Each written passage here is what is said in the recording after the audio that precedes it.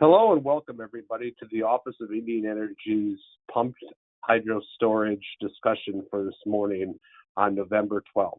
I'm Gibby Kolanowski. I am the Senior Advisor in the Office of Indian Energy, and today we're going to do a comprehensive overview of what this technology could look like applied to Indian country. Although this is an Alaska-focused set of examples, the technology and the principles applied here could cover the whole country from the East Coast to the West Coast in the lower 48 as well as the state of Alaska. Today, we've taken a building block approach to look at this from many different facets that will help you make better informed decisions as you learn about this interesting and exciting innovative technology. Many of you are familiar with our office through our technical assistance program, through some of our outreach programs like STEM education, or our interagency agreement that has brought technical assistance to Alaska through the Alaska Native Tribal Health Consortium. And many of you also know us through our grant program.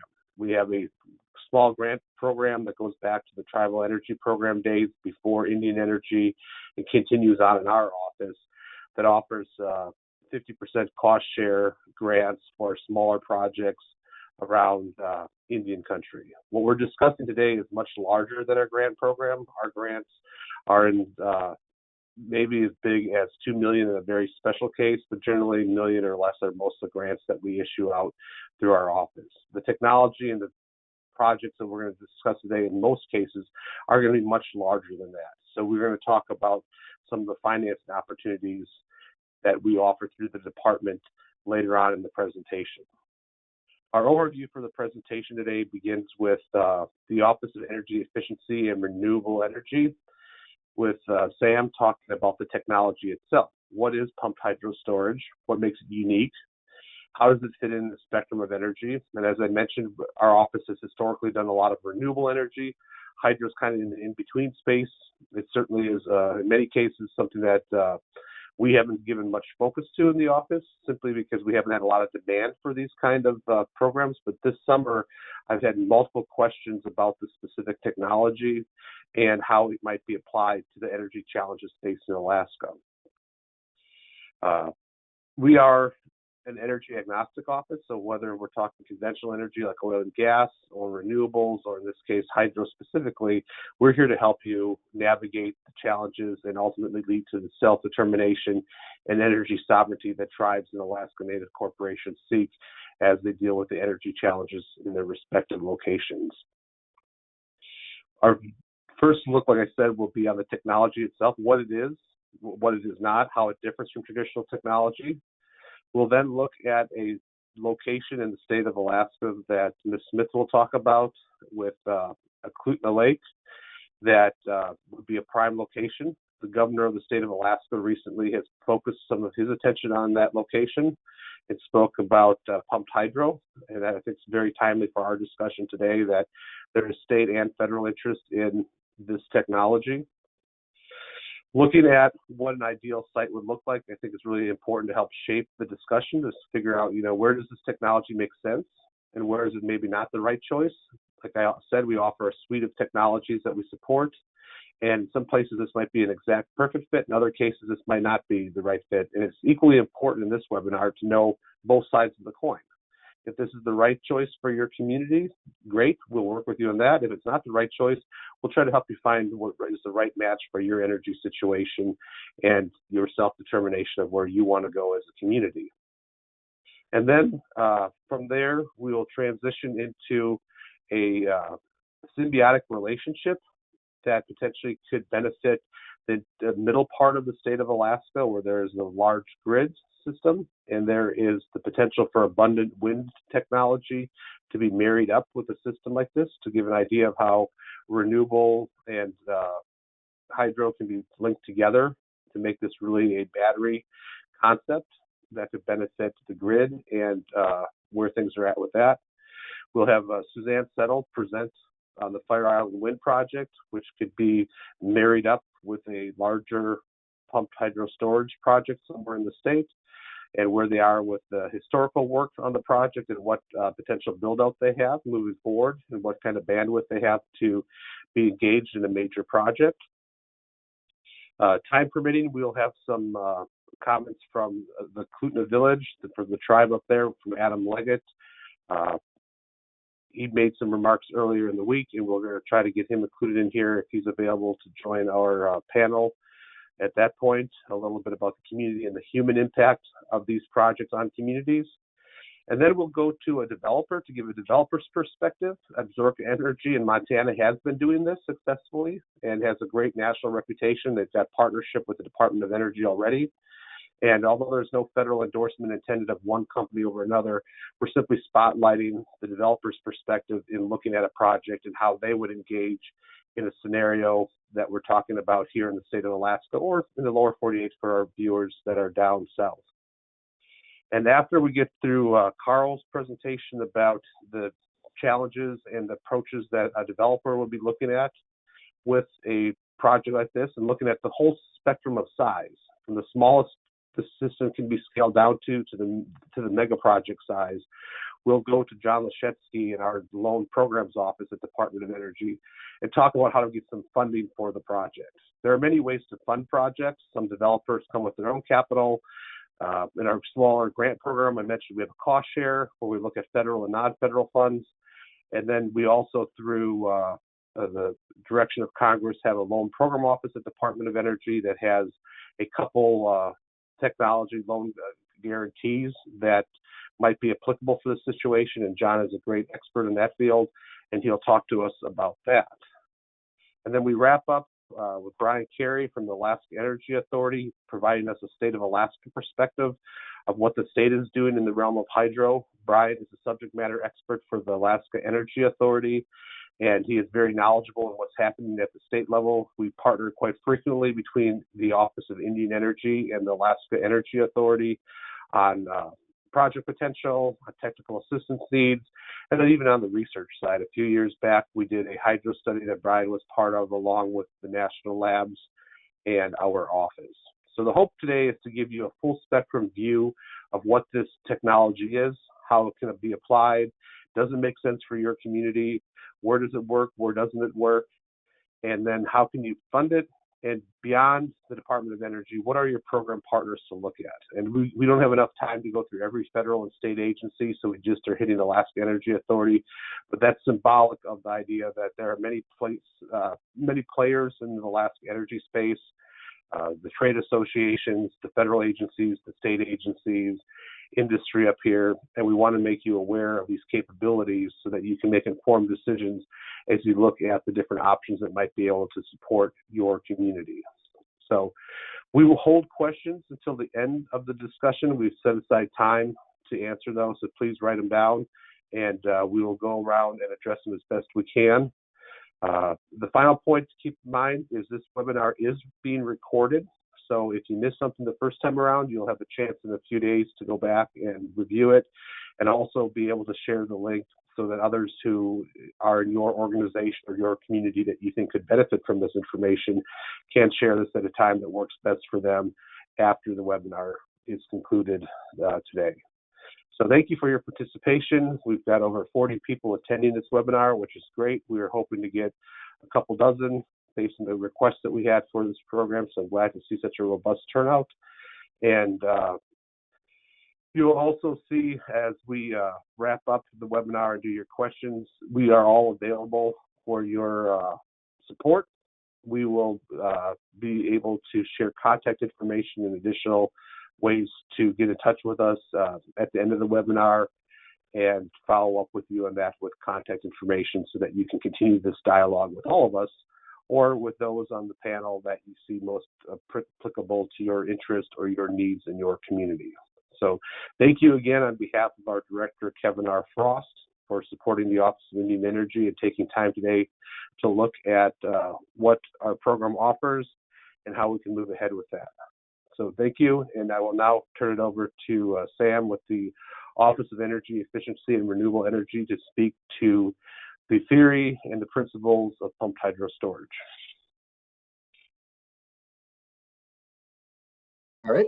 Thank you, Givy, and thank you for the opportunity to speak. Really looking forward to this discussion and to learning more about some of the use cases that could make sense in your communities, and to kind of talking with you all about some of the work that we're doing on pump storage, as well as the general intro. I think this may be a slightly different deck than I had sent, but I think I can just go through and maybe skip a few of the slides. So please go ahead. Yeah, this is good.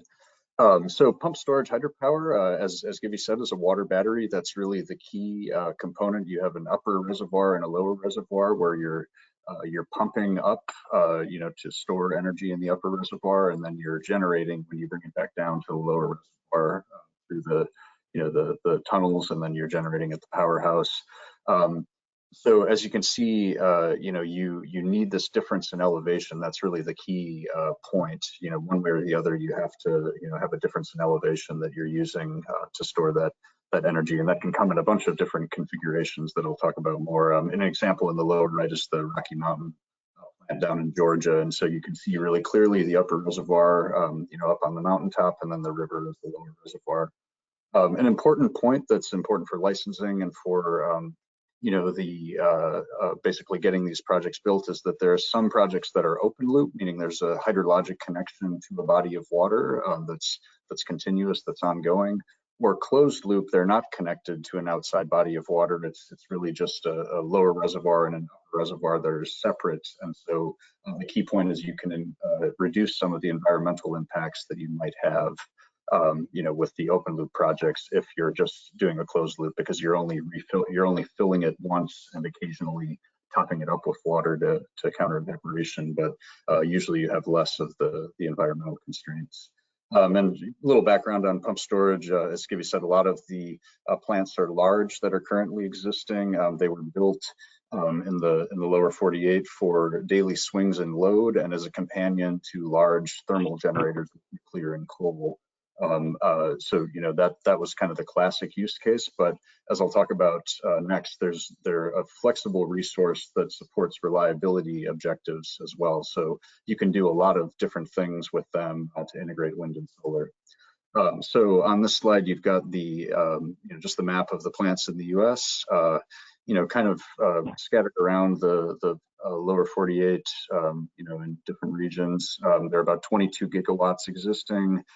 There have been no new large pump storage plants in the last 20 years, however, so that's speaks to some of the challenges. The value proposition over such a long asset life is a challenge. So you need to not just have the value proposition for adding a storage resource right now, but because these plants are going to last 50 years, you need to have some idea that the market potential is still going to be there in the future.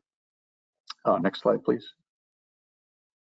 So even though we haven't deployed a lot in the US, pump storage has been deployed internationally at larger scales. There's some data from the IEA in 2018 and projected capacity additions by region.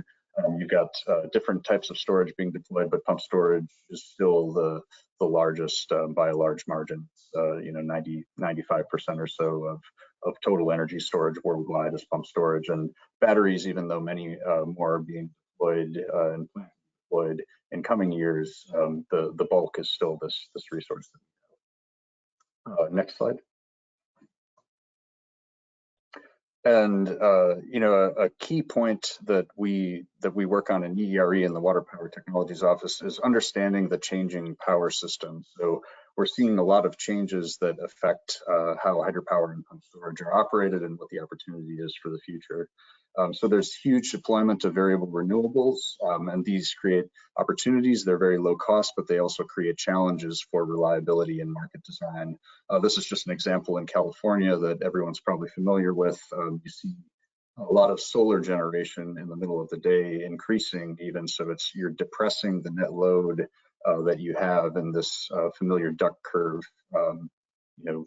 plot that you're seeing in the lower right. So it means not only do you have excess solar sometimes in the middle of the day, but you also have a large ramp when people are coming home from work and turning appliances on that you need to meet, and that can strain the power system as well. Next slide. So the, and this has really progressed rapidly in recent years. So even from 2015, 2016, 2017, you see a big increasing dip in California where you're getting more solar online, and so you're depressing that load. Next slide. So what you see from pump storage in response to this is a pretty dramatic change, even from 2013, 2014, 2015.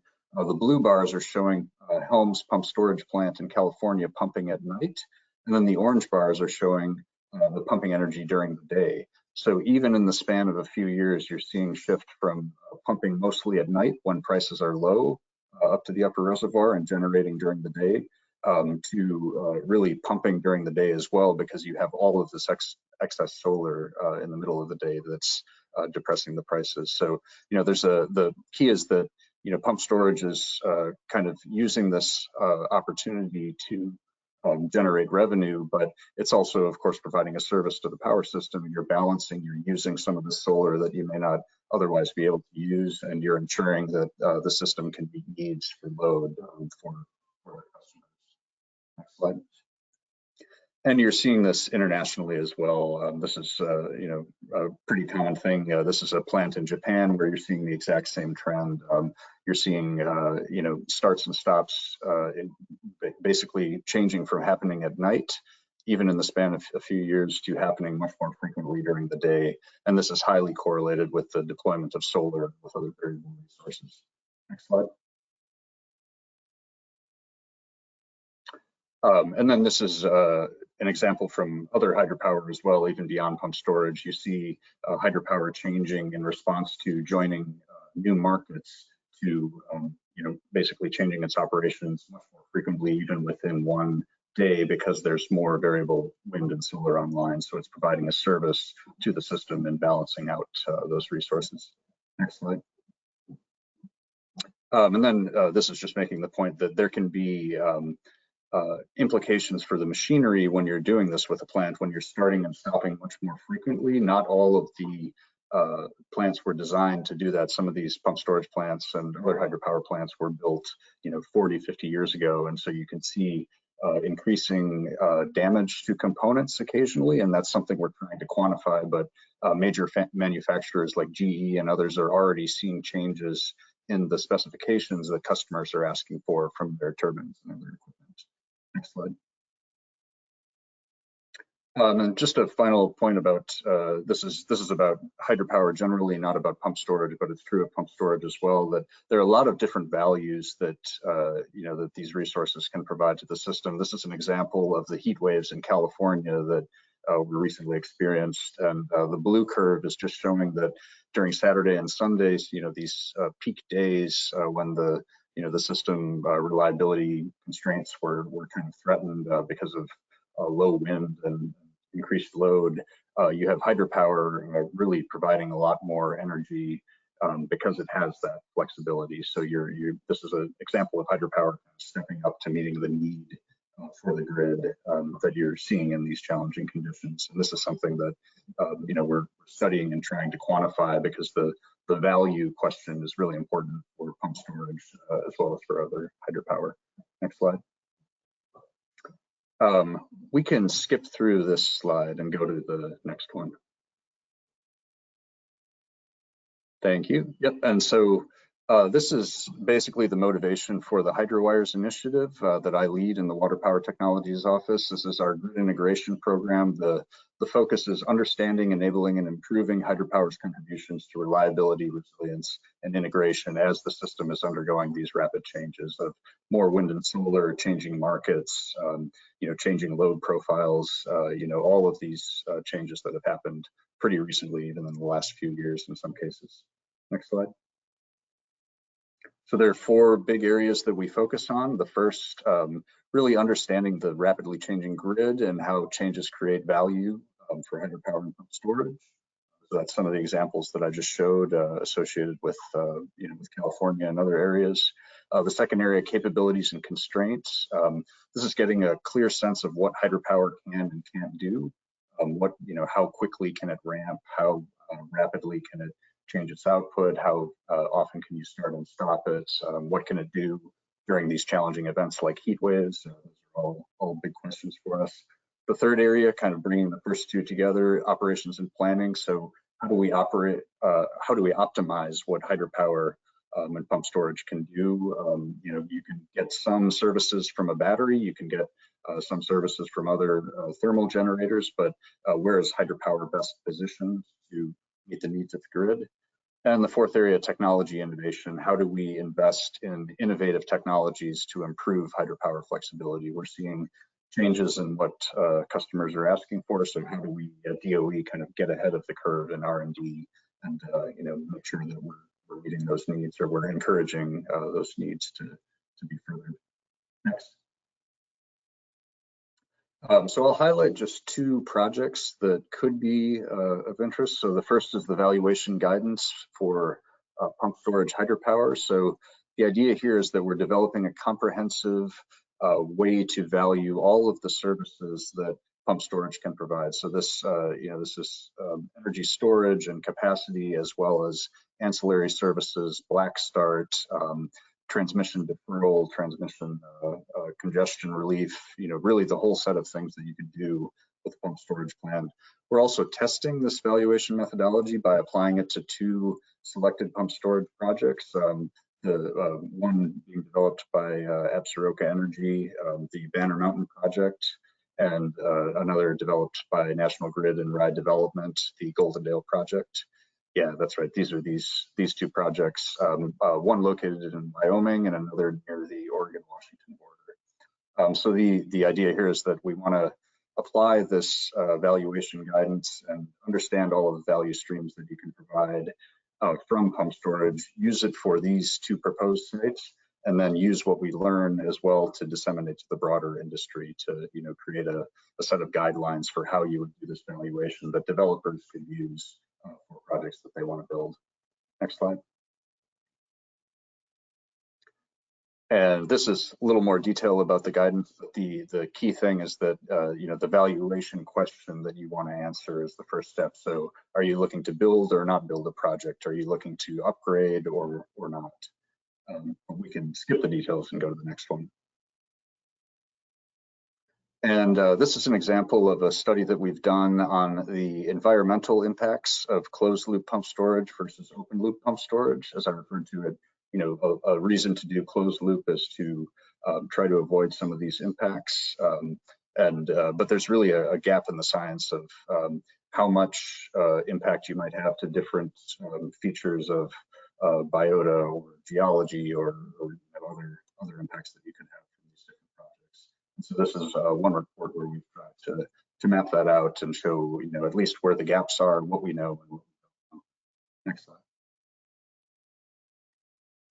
And finally, we are doing some R&D for smaller scale systems as well. So, you know, these are trying to overcome some of the barriers that are unique to pump storage. You know, we're looking at augmenting pump storage with compressed air at a very small scale, or at saving costs by building an upper reservoir with you know, corrugated steel, and you know, even new concepts such as QuidNet is developing. Using geomechanical pump storage, so basically storing water underground at higher pressure, storing energy in the elastic deformation of the rock, so that it's kind of an inverted way that you're storing energy, but you know, could avoid some of the siting constraints of needing an upper and a lower reservoir. Next slide. And in Hydrowires, we work with a lot of different industry groups, as well as internal groups and even international collaborators. We've just launched a pump storage forum that you know, is trying to look at these development issues and challenges around the world. And so we're really looking forward to international lessons, as well as supporting U.S. industry in these challenges. Next slide. And that's it. Happy to answer any other questions during the Q&A or to follow up afterward. Thanks a lot. Thank you, Sam. I appreciate the overview of what the technology is and the state of its development right now. We're going to transition now to Ms. Smith and the ALICE organization, which is the climate and energy folks here in Alaska, and do a benchmark. we have a chance to do a case study of an optimal location for this technology, and we'll transition to a short presentation on Eclutna Lake and the work that's been done up to this point. Again, this is reflective of what projects might look like. It's not 100% going to fit every scenario, but it's a chance to start seeing what optimal looks like, and then we can continue during the Q&A time to look at specific scenarios and situations down south and also here in Alaska that our team could probably help you with. And with that, I'll turn it over to Ms. Smith.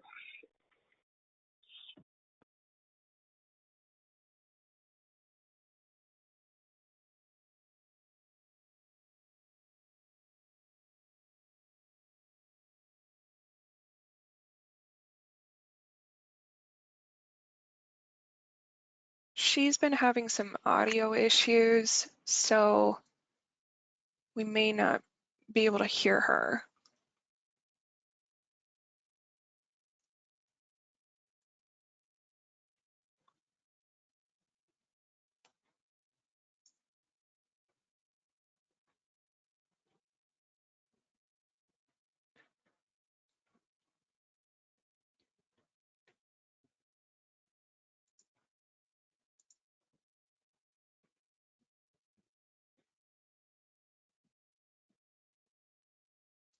Monica, why don't we just go through the slides slowly? And Brian, I know, has worked with this. We've got a few other folks that have been tied in. I see Tom Wolf's on the call with the Denali Commission. They're doing work with this technology as well.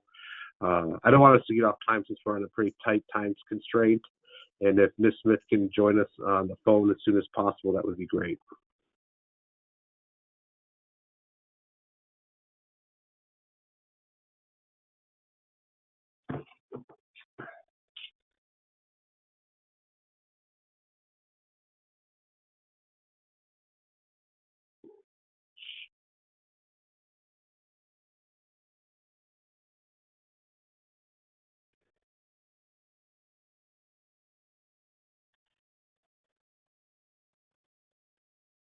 Or Monica, can you queue up Suzanne Settle's slide, and we'll try to get this once we have Ms. Smith's phone back working? Yeah, I can pull up her slides. Yep. We'll put Eclutna at the very end, and then hopefully by then we can have worked out the audio issue. And Adam is on the line if he did want to speak. Okay. Yeah, why don't we do that? Adam, would you like to make some remarks about Eclutna in general, the socioeconomic impacts and the cultural impacts of hydro on your community?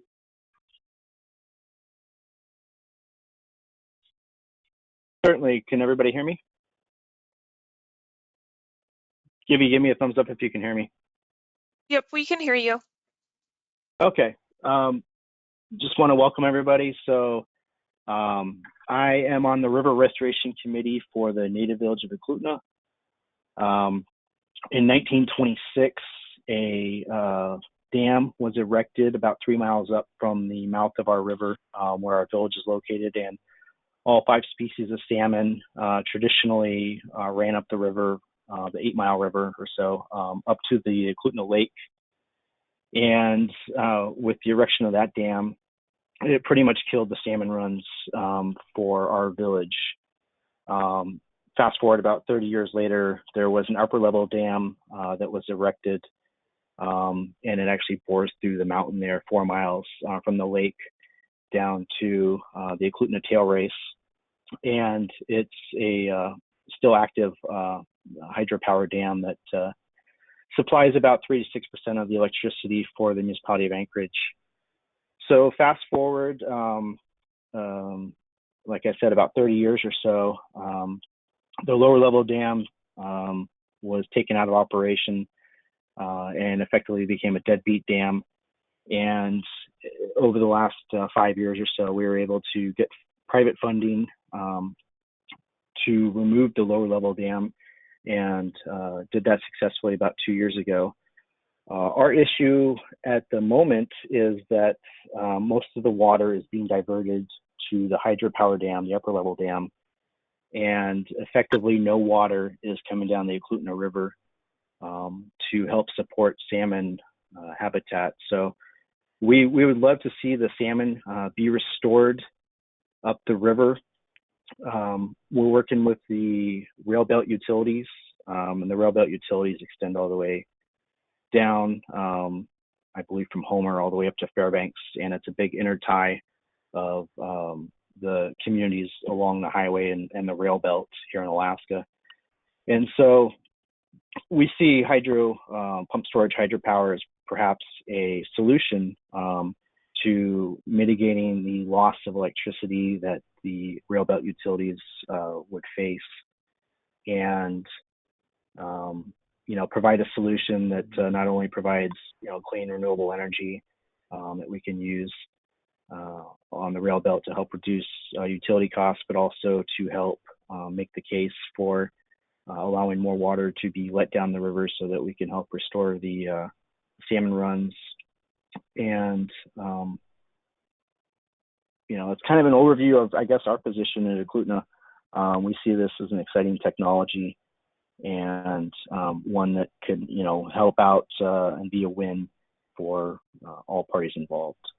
So I just want to thank everybody for their interest in this and all the work that Gibby and the rest of the DOE and Alaska Renewable Energy Project, Alaska Energy Project, and other parties have brought to the table. So thanks again.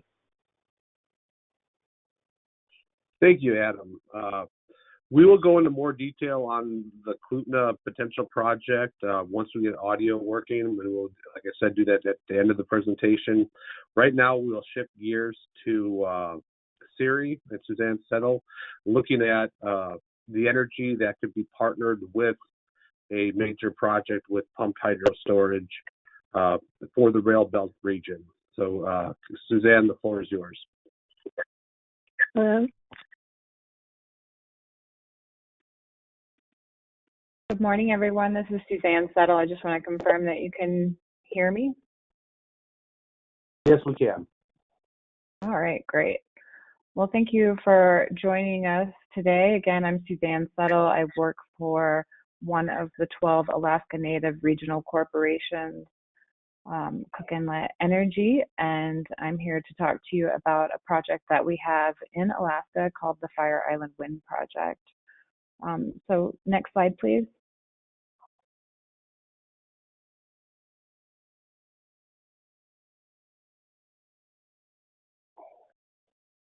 The Fire Island Wind Project is a wholly owned subsidiary of Carey. It is Alaska's first and largest IPP generation project. It is located on an island about 3 miles west of Anchorage on Angsa land that Carey owns. And we were able to put the project into commercial operations in September of 2012. We sell all of the energy that is generated by the project to Alaska's largest electric utility, Chugach Electric, and we do that pursuant to a power purchase agreement that is for 25 years. Next slide.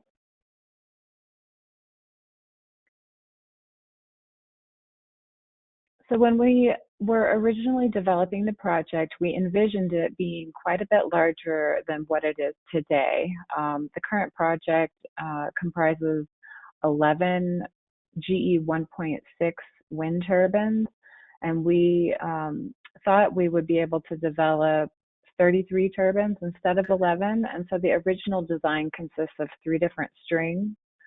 And we are hopeful that someday in the future we'll be able to build out the rest of the project. But the first phase, again, is 17.6 megawatts of capacity. We have a 33% net capacity factor, which means on average we should generate about 51,000 megawatt hours per year. Again, the project is located on an island, and so part of the construction of that project included a 12-mile transmission line that connects the island to Anchorage, and that also spans 3 miles of submarine cables across the Cook Inlet. Next slide, please. So we've realized a lot of benefits since the project began commercial operations in 2012. To date, we've generated over 400,000 megawatt hours. That has enabled Chugach to burn less natural gas, and it's actually saved them over 3 billion cubic feet of natural gas. And they've also been able to avoid almost 200,000 metric tons of CO2 since that time. And even though the project is located in an Arctic climate, and there were several people who were concerned about how well wind turbines would perform in an Alaska environment, the project has performed exceedingly well. We have very high availability percentages year after year, and those numbers include time that the turbines are down for planned maintenance. The Fire Island Wind Project is one of GE's highest performing projects in terms of availability and mechanical reliability. Next slide. This is just a graphic that shows you how the project has performed year over year. So again, we estimate on an average basis that the project will put out 51,000 megawatt hours, and you can see since the first full year in 2013, we've come very close to hitting that number year after year. And in 2016, we're able to exceed those levels. So just really nice, consistent year after year performance. Next slide, please.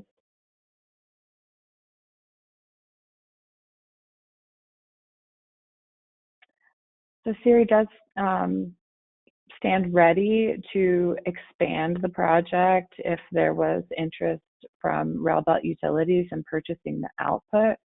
And that expansion could include one or both of the remaining strings on the island. So we've already built out some access roads to the B string. We've also cleared the pads for 11 new turbines on the B string. And because of improvements in turbine technology, even though the B string has a slightly lower capacity factor than the existing string, we would be able to generate more power from those same improved turbines. So it would take, let's go to the next slide. If we add one more string, it would basically double the output from 51,000 megawatt hours per year to 105. And if we were to build out the third string, that would get us up to 150,000. Right now, we can provide about 4% of Chugach's annual retail load. So obviously, if we went up to include all three strings and sold all of that energy to Chugach Electric, that would get them right at about 12% of their annual needs being met by Fire Island. Next slide, please. So this expansion could come about relatively quickly. Anyone who's been researching pumped hydro storage knows that there is a long lead time to building new generation projects. The first phase of Fire Island took about 10 years to complete, but the second phase, we believe that we could pull together in a year's time. We have all the permits that we need, and so we consider this project shovel ready, as they say. Next slide, please.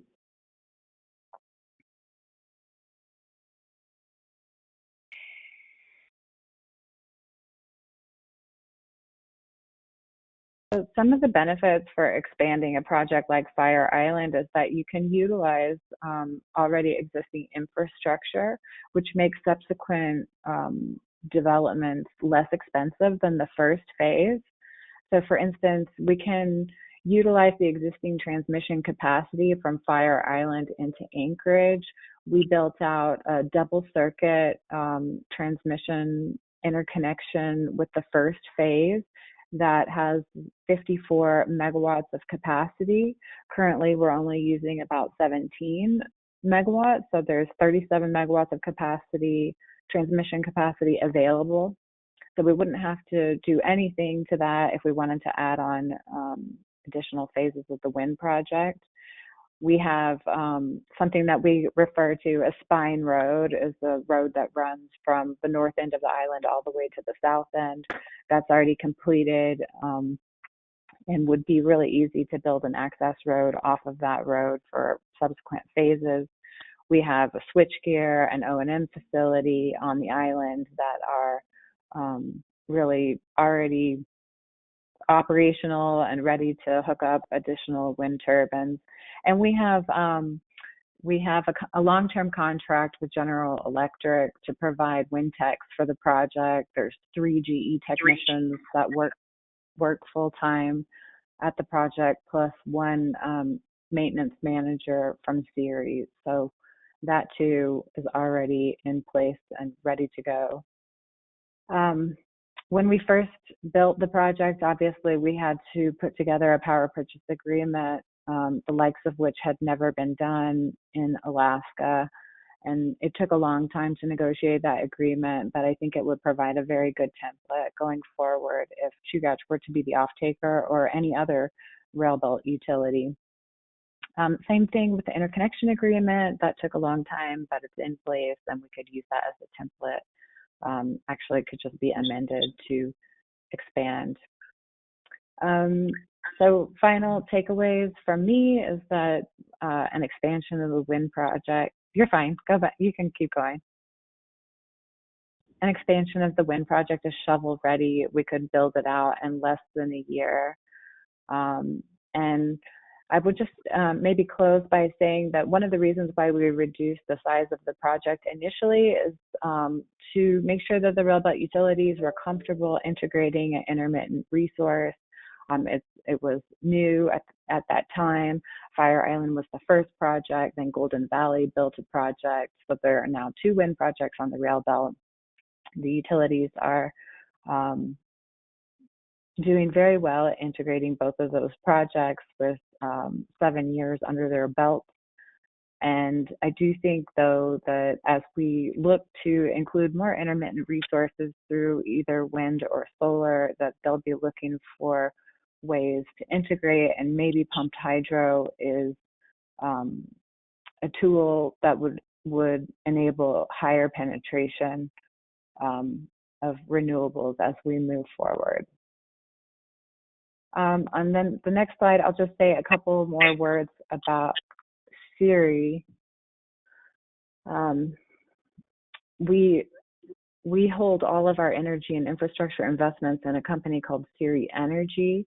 And in addition to Fire Island, we own 6 wind projects in the lower 48. Those projects are located in Texas, Wyoming, Nebraska, and Washington. We are an equity investor in a natural gas storage facility, and an equity investor and a brand new combined cycle gas-fired power plant in Ohio. And we also have an investment in a wood pellet manufacturing company that sells wood pellets in Europe and Asia as a substitute for fuel in coal-fired power plants. And we continue to look for new energy infrastructure investments, both inside of Alaska and outside, and would be excited to work on a major project in Alaska if it came to fruition. Thank you, Suzanne. That was a very good presentation. It's a good example of Alaska Native corporations playing in the energy space. There are a few of the corporations up here that do have energy subsidiaries, and they've done quite well over the years. And I think as we look over what we've heard so far, it's kind of a building block approach, that there's a solid technology here. There is the places like Eclutna, Bradley Lake, some of the villages around the state that have potential. There certainly is the potential to build out Fire Island for more renewable power if we wanted to marry up a battery storage or a hydro storage facility to go with Fire Island. And then now we're going to shift gear just slightly and take it from a developer's perspective. Given this information, how would a company that develops projects go and partner with stakeholders in Alaska to bring systems like these online?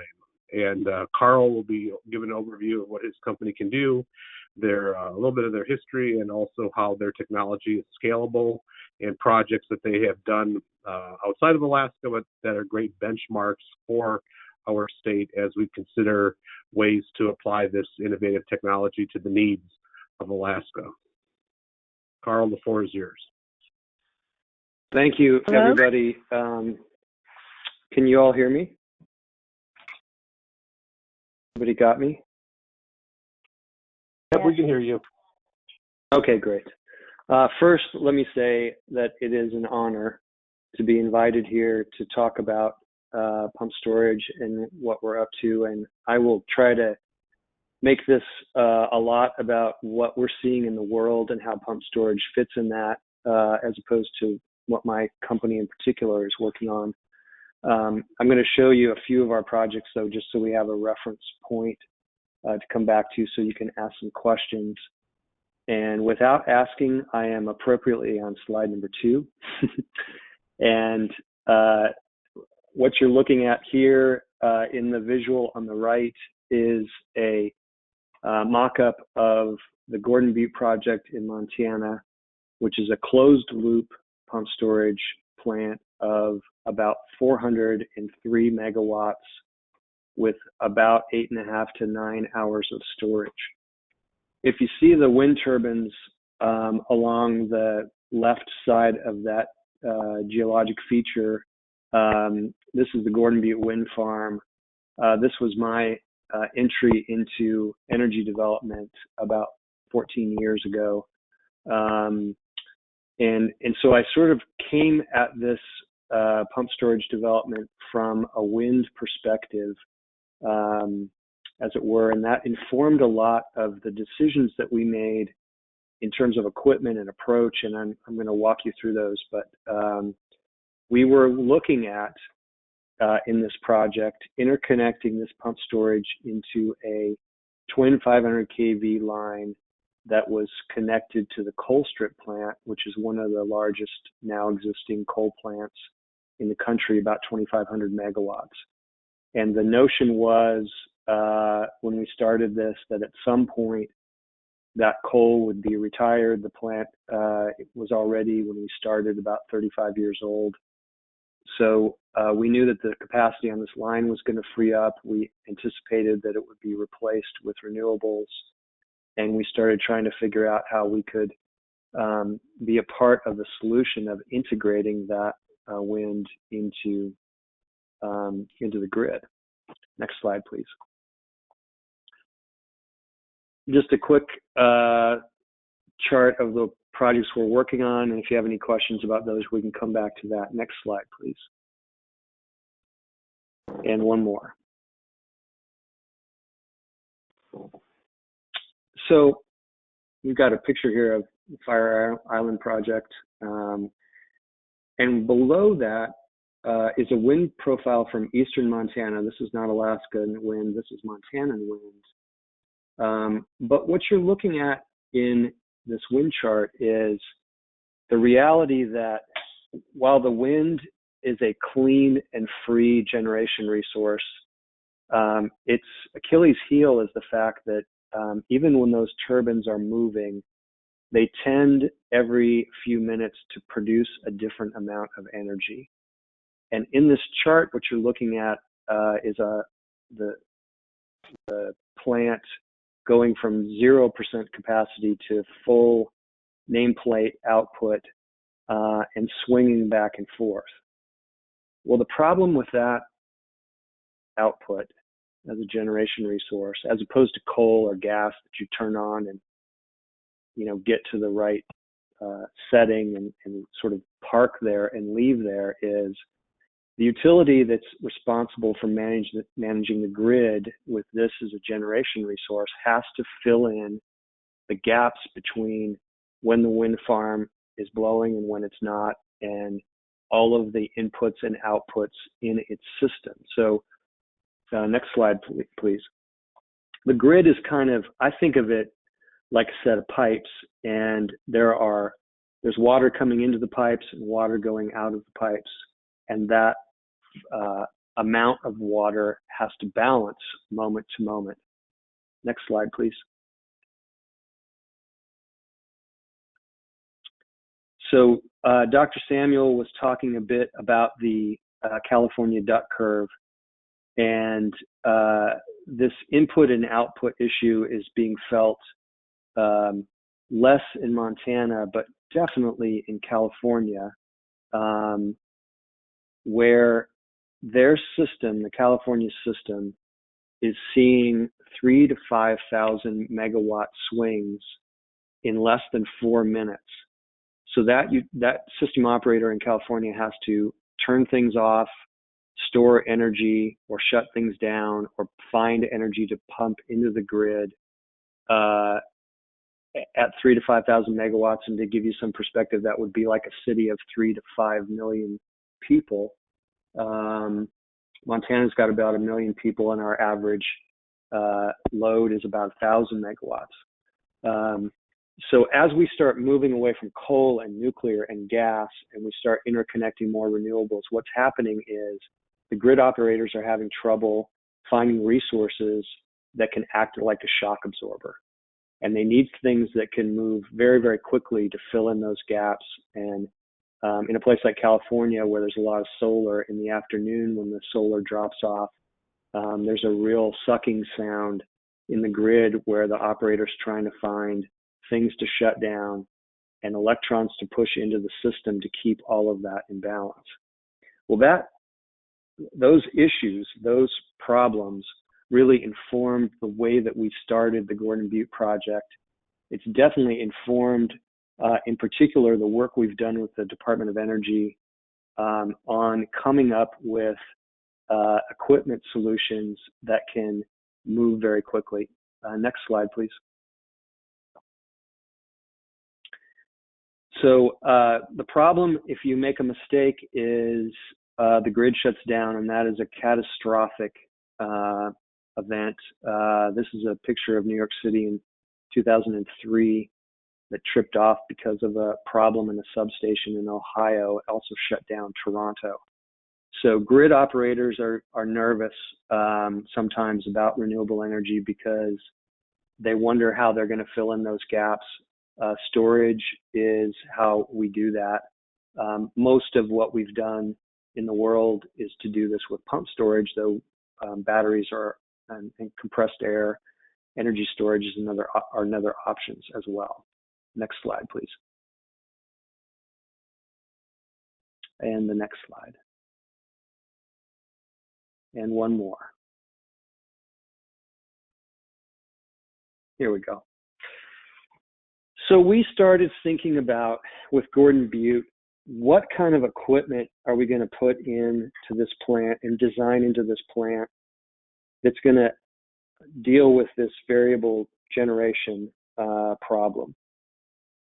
Old 40-year-old and 50-year-old pump storage that was put into the lower 48 and around the world was typically paired to either large nuclear or coal, and was basically there, particularly with nuclear, because you can't really shut that down at all, to find a home for that energy at night when the load dropped and there was no place for it to go. So you pushed water up, stored it in the upper reservoir at night, and then you brought it out during the day to sell it into the higher load and higher usage parts of a 24-hour period.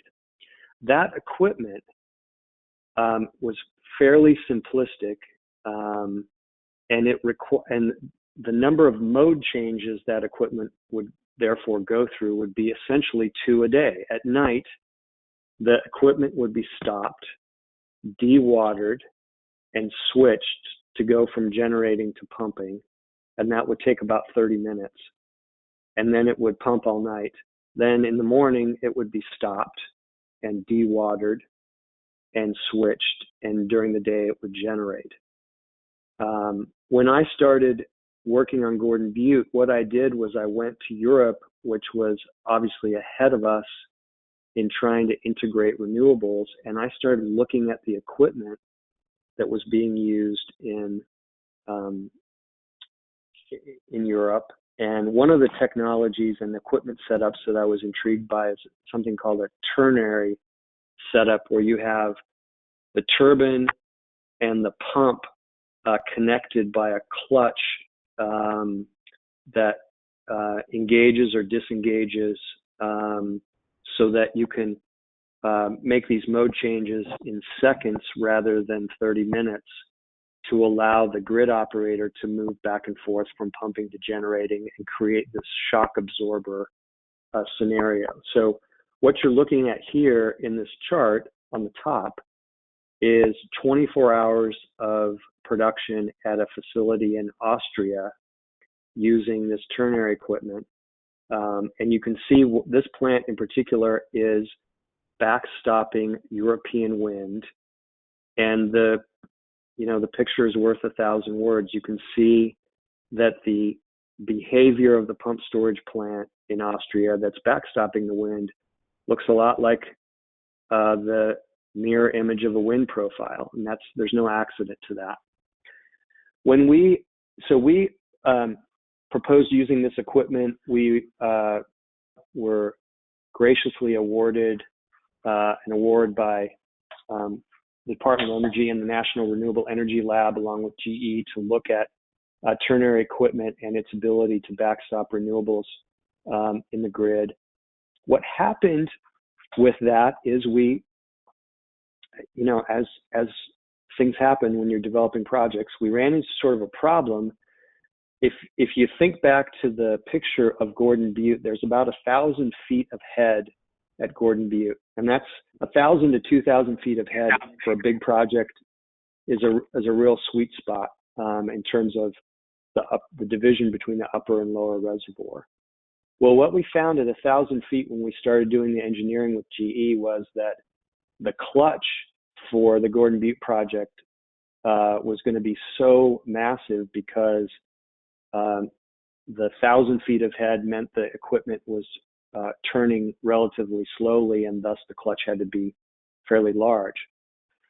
We pivoted and ended up coming up with kind of a new design called Quaternary Setup, where we individually hooked the pumps to motors and the turbines to generators, so that we could run the pumps and the turbine generators independently. They're all hydraulically connected to the upper and lower reservoir, and this allows us to be pumping and generating at the same time and move seamlessly from one to the other. And again, the purpose of that was to try to put the plant in a position so that grid operators could have this very flexible tool that would allow them to move seamlessly back and forth between the two. I'm going to stop because I felt like somebody was trying to jump in there, but could be that somebody's just not on mute. So next slide, please. So this chart we concocted at Absaroka Energy. It's not tied to any thing in particular, but it sort of shows how we would imagine the Gordon Butte project is going to be operated. And the cutout and overlay on the right there is the actual representation of a plant that's used by a utility. It's a gas plant to regulate with. And so every 4 seconds, that utility is using gas, moving it up and down in order to backstop the wind. And again, you're getting this view of these very fast and very quick movements that are happening. What we think in the modern era with storage, and particularly pump storage, is we'll be regulating all the time. It's just that we'll be regulating on the pump side in the middle of the day down in the lower 48 because of what's happening in California. We'll be regulating on the gen side, throughout the day, and then go back to regulating on the pump side and storing energy at night. And next slide, please.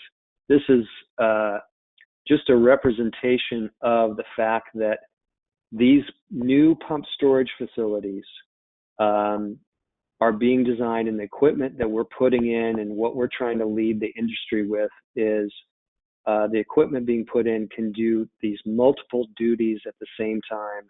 And it's not this relatively simplistic approach that was had when we were just backstopping coal or nuclear and just trying to pump at night and generate during the day. Those machines only worked at one speed. They only did one thing at one amount. This equipment that we're using is able to do multiple things at the same time and do it very quickly. Next slide. So we basically at AppSoroka have two sort of offerings. We're working on a bunch of large utility scale projects over 50 megawatts.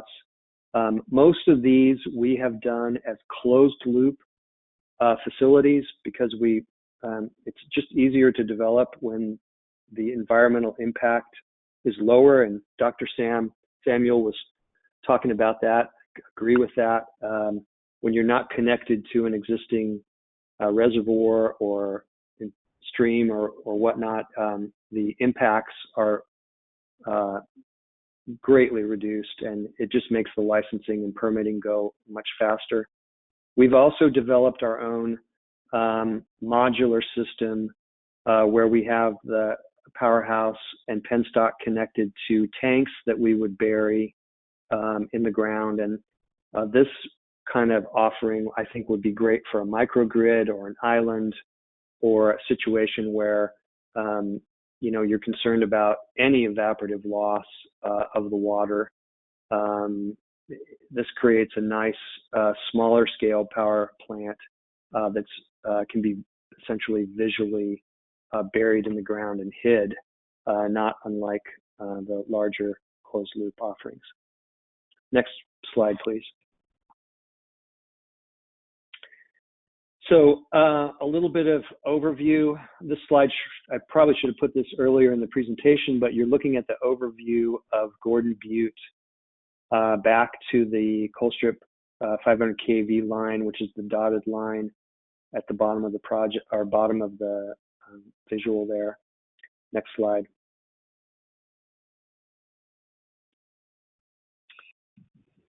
And here's a sort of a cutaway of a modular approach and some of its particulars. Next slide. Next slide. So we've been looking, we've gotten pretty good at looking at sites and trying to decide what we think is workable and feasible. We've been looking at Alaska and are excited to try to be useful and helpful up there and bring our experience to bear with the work that you all are trying to do. Next slide. Obviously, the larger projects would probably be hooked into the rail belt, and we also have these modular projects that could be used for smaller microgrids or islands or more isolated parts of what's happening in Alaska. Next slide. One of the last things I wanted to say is, part of the world that I'm working in also involves batteries. And there's some pros and cons to pump storage versus batteries. Pump storage, particularly the larger projects, are just they're large billion-dollar infrastructure projects, lots of things to do, lots of work to accomplish. Once they're in the ground, they're a 50 to 100 year asset that doesn't wear out. There's no environmental impact.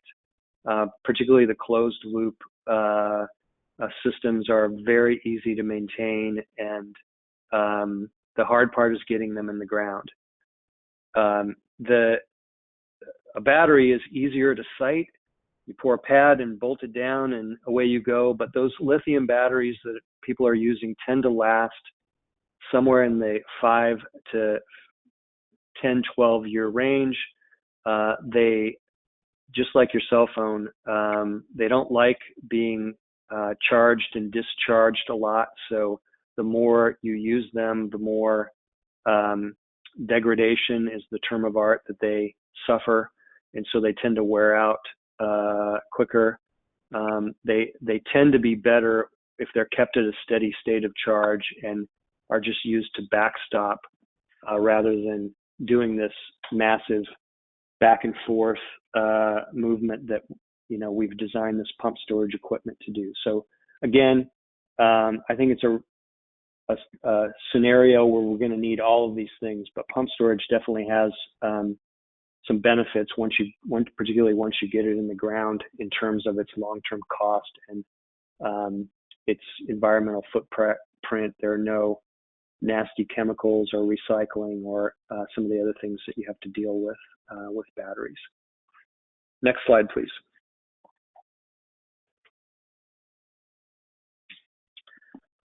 Okay, I am going to I'm going to go ahead and just beg for any of you to ask me questions. I appreciate you listening to me, and thank you for allowing me to talk a little bit about my company and what we're up to.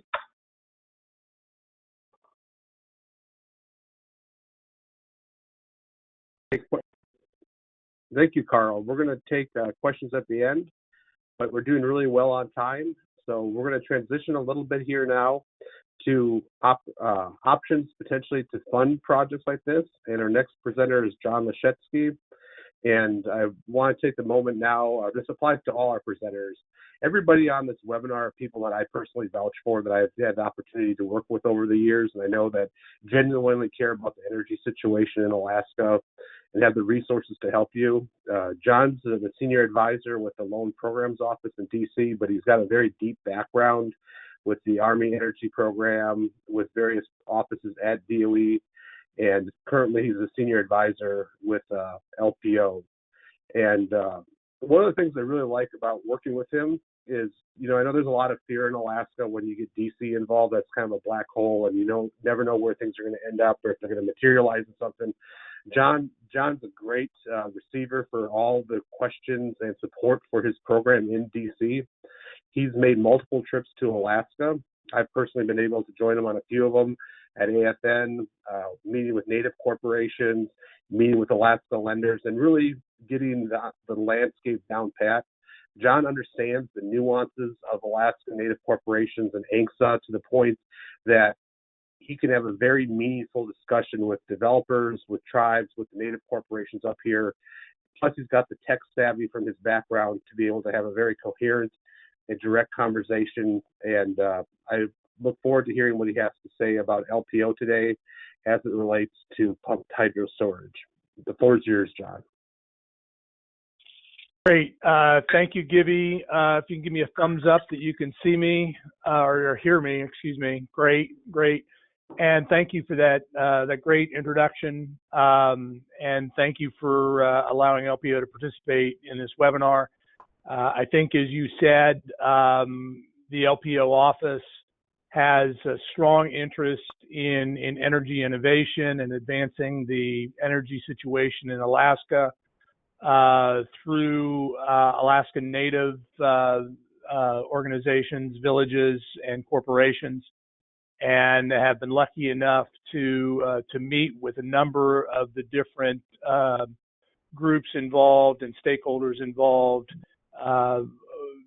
following your leadership. And great to be a part of this event, which obviously brings a lot of those vectors together. So great to be with you all and at least provide some information that we hope is helpful to the discussion of energy in Alaska, Alaska Native energy development, and the development of pumped hydropower storage, which we think is a great, could be a very, very good opportunity for using the DOE loan programs. Next slide, please. Great. So you've heard from a couple of our colleagues here at the Department of Energy. You've obviously heard from Gibby and the Office of Indian Energy. We work very, very closely with them, especially on our Native American and Alaska Native related program, which I'll talk a little bit more about. You heard from Sam Bachenbauer and from the Office of Energy Efficiency and Renewable Energy, and we work very, very closely with them in monitoring the progress of technology development that is sponsored through the DOE grant programs, which we fund a significant amount of grant programs, both directly with companies and through the national labs. We are a separate office, but again, we work very, very closely with our sister offices throughout the department. The Department of Energy's Loan Program Office was set up about 12 years ago for the specific purpose of administering several different programs. Those programs are targeted at accelerating the pace of new technologies and getting new technologies into the marketplace and addressing other parts of sort of the energy markets that maybe are underserved from traditional financing sources. So areas that, traditional lending sources, traditional banks and other financing sources just aren't quite comfortable in venturing. That's really the gap that LPO was set up to address. As is indicated there, we have extensive authority to make loans and provide debt capital. Over $40 billion right now is still available to help in this area. We've made to date about $30 billion worth of loans toward energy projects. Those projects I haven't listed here for the sake of time, but really span a very broad range of energy technologies. We've done work certainly in solar and wind. We've done work in geothermal. We've done work in nuclear. We've also done work in advanced transportation. Sort of the next phase of electric and hybrid vehicles is another area that we've worked in. We have the ability to work in hydropower projects and advanced hydro storage technologies as well. And through our tribal program, we have even broader abilities to work in oil and gas and both transmission of oil and gas as well as mining and excavation. So we really have a broad number of tools and have an extensive amount of experience in the energy infrastructure space. And I guess that's really a point to emphasize. As emphasized there, or as illustrated in the bottom of this slide 2, in addition to providing access to debt capital, we can work in a number of different ways. We can work with other financing sources. We can structure financing different ways to really meet the needs of the particular requirement. And then the last box there on the right, we like to think of ourselves as a committed partner. We know that these projects are difficult to bring to the market, to get together, and we heard that from Carl and our previous presenter, that trying to pull all the different elements of a project together is not something that happens overnight. And understanding technology, understanding the market for energy, understanding the different regulatory environments, understanding basically what your resource is, all those things are things that will take some time to put together. And then after the project is constructed and is online, it will be there for 10, 20, 30, maybe 50 years, depending on what technology that you're talking about.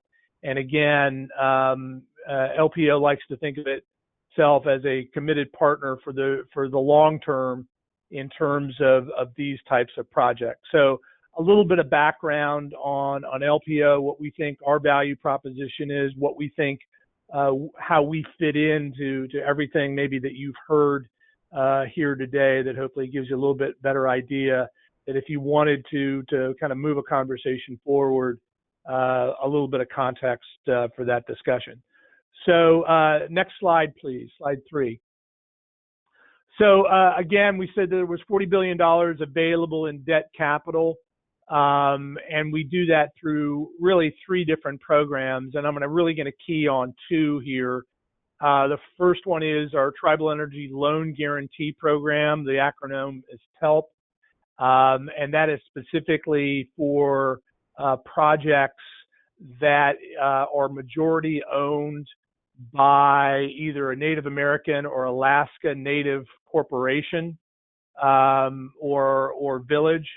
So it really needs to be something where the tribe or the Alaskan Native organization has an ownership stake. This was specifically set up by Congress to, again, address a gap in the market where traditional lenders, either because of familiarity or other issues, just were not providing capital to these types of projects owned by tribes.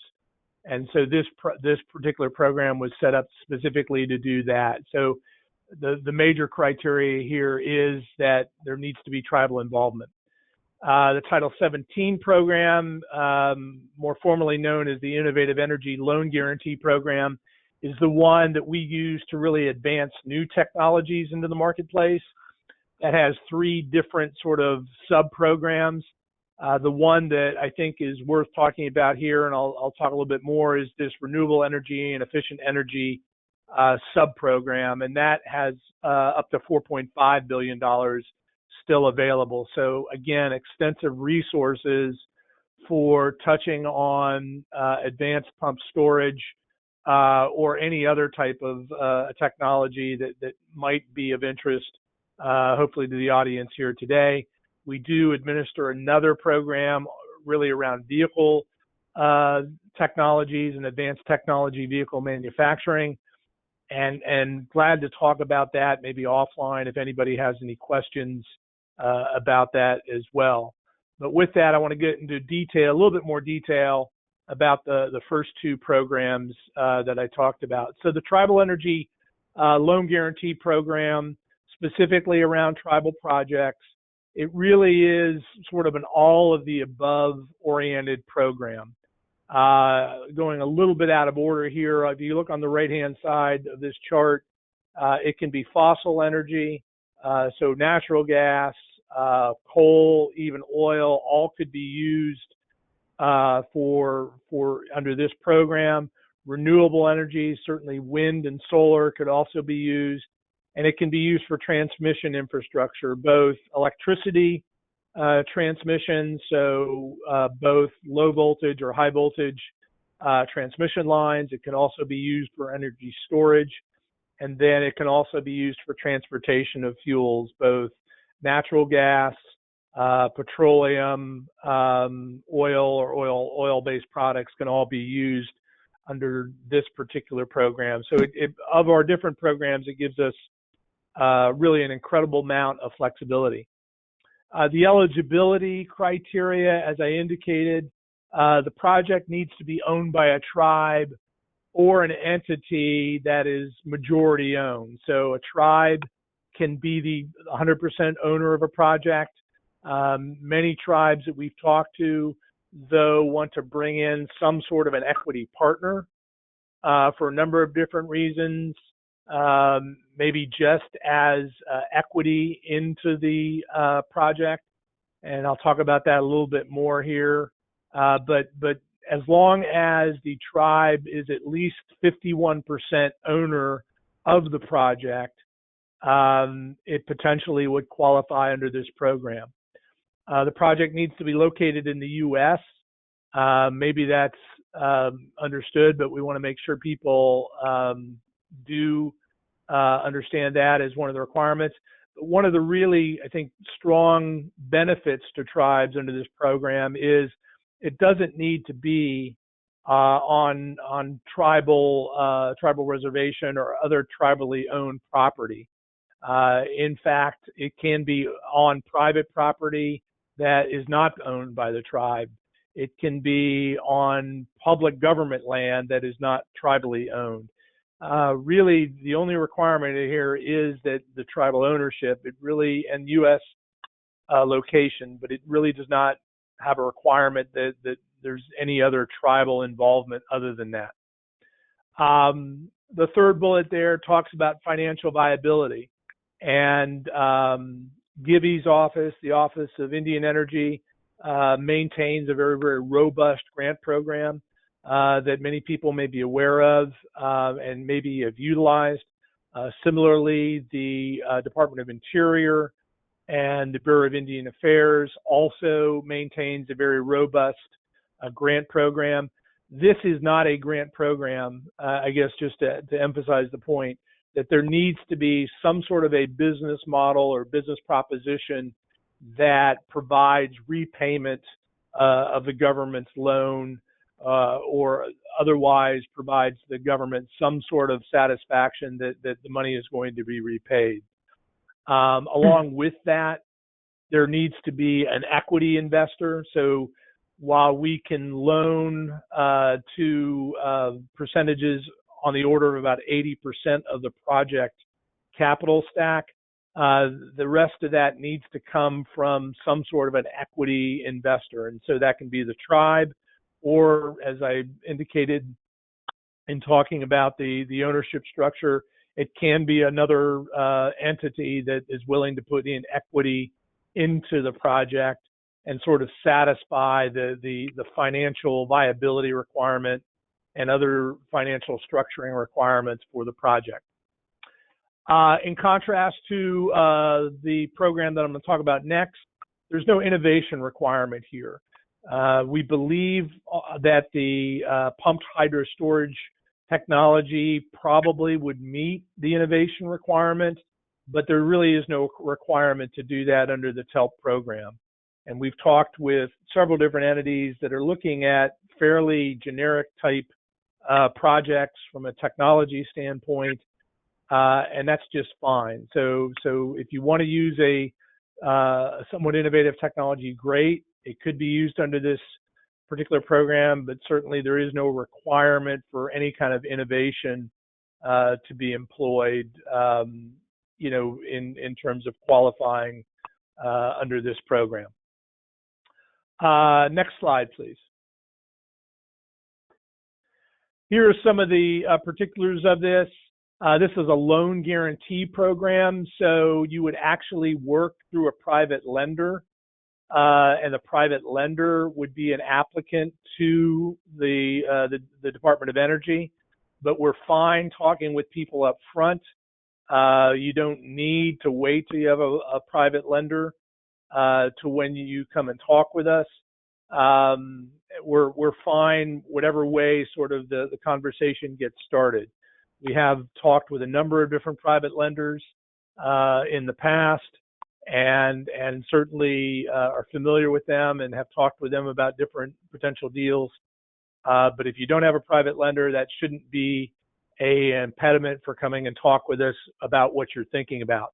But just for reference there, if there are any private lenders on the phone, or if you are working with a private lender, the particular program here would guarantee 90% of whatever the private lender agreed to. So the private lender would still have sort of a 10% interest, unguaranteed interest in the transaction. We look at, sort of being competitive in the marketplace. It's not meant to be necessarily low cost debt. It's meant to be debt where maybe there is no other debt available. But we certainly look at being competitive in the marketplace. We can go long term, and I think certainly in this case, where some of the discussions about the longevity of a hydropower or pumped hydro storage project can be maybe 30 to 50 years. We can go out 30 years and are quite comfortable talking about those sorts of durations. And certainly that separates us from probably other lenders in this space. We talked about financial flexible deal structures. It's a project finance model, but we can certainly adapt that in terms of different projects. And then some other terms and conditions on there that I'll just let you all read. I guess the bottom line is that, we are certainly open for business on this particular program. It has been out there for about 2 or 3 years right now. We see great potential in using this both in Alaska as well as the lower 48. And if there's any interest in particular projects, certainly the next step would be to get in contact with us. And my contact information is at the back of this slide deck. So real quickly here, just continuing on, we also have what I referred to as our Title 17 or Innovative Energy Loan Guarantee Program. And that also has a certain qualifications on it. It does need to employ an innovative technology. We have a lot of leeway in terms of how we define innovative. Again, certainly from the standpoint of pumped hydro storage, since there hasn't been a pumped hydro storage project, major one done in the United States for, I don't know what Sam said, maybe it was 30 or 40 years. There's been a lot of innovation in that time frame, and so that I think is a good candidate for qualification under this program. But our definition of innovative technology is that it is something that has not been deployed in the United States more than 3 times. So again, if it was somehow deployed in some other configuration, there's a lot of leeway there for us to consider it under this program and consider it as innovative. The other requirement is that it reduce or avoid or sequester greenhouse gas emissions, very much by the nature of pumped hydro, the ability to take electricity or other output for something like a wind farm from Fire Island, as has been suggested. That would certainly meet the requirements here under this program. And again, located in the U.S., similar to our other programs, and provide reasonable prospect of repayment, something where there is some amount of equity in the deal and that there is some sort of assurance that the power generated from these projects are finding a home, and that there is some level of assurance that over the length of the period of financing that the government stands a reasonable prospect of being repaid back. Number of different technologies, again, hydro and pumped hydro storage, the subject of this discussion, and certainly I think would fit well in with the bullet points there that are presented. But if you have maybe other interests of some other different projects under this or some of the other Title 17 categories, then certainly available to talk more about this. But again, gives us a large amount of technology space to work under this particular heading. Next slide, please. Again, some of the terms here, in contrast to the tribal program, you do not need to be working with a lender. In fact, you can come to us directly, and we can make a loan directly into the project. We can also work with a bank under this program, and we can discuss maybe what the considerations are there in pursuing either option. Again, we look at this as being a flexible financing project or product, and one that we believe is competitive. It is not, though, strictly speaking, meant to be sort of low-cost financing. It is meant to be financing or debt financing when really there is no other traditional source available. Similar to the TELP program, we can go long terms. Again, I think it fits very, very well into a pumped hydro or hydro project setting. And I'll just, again, let you all at your leisure look at the rest of the bullet points.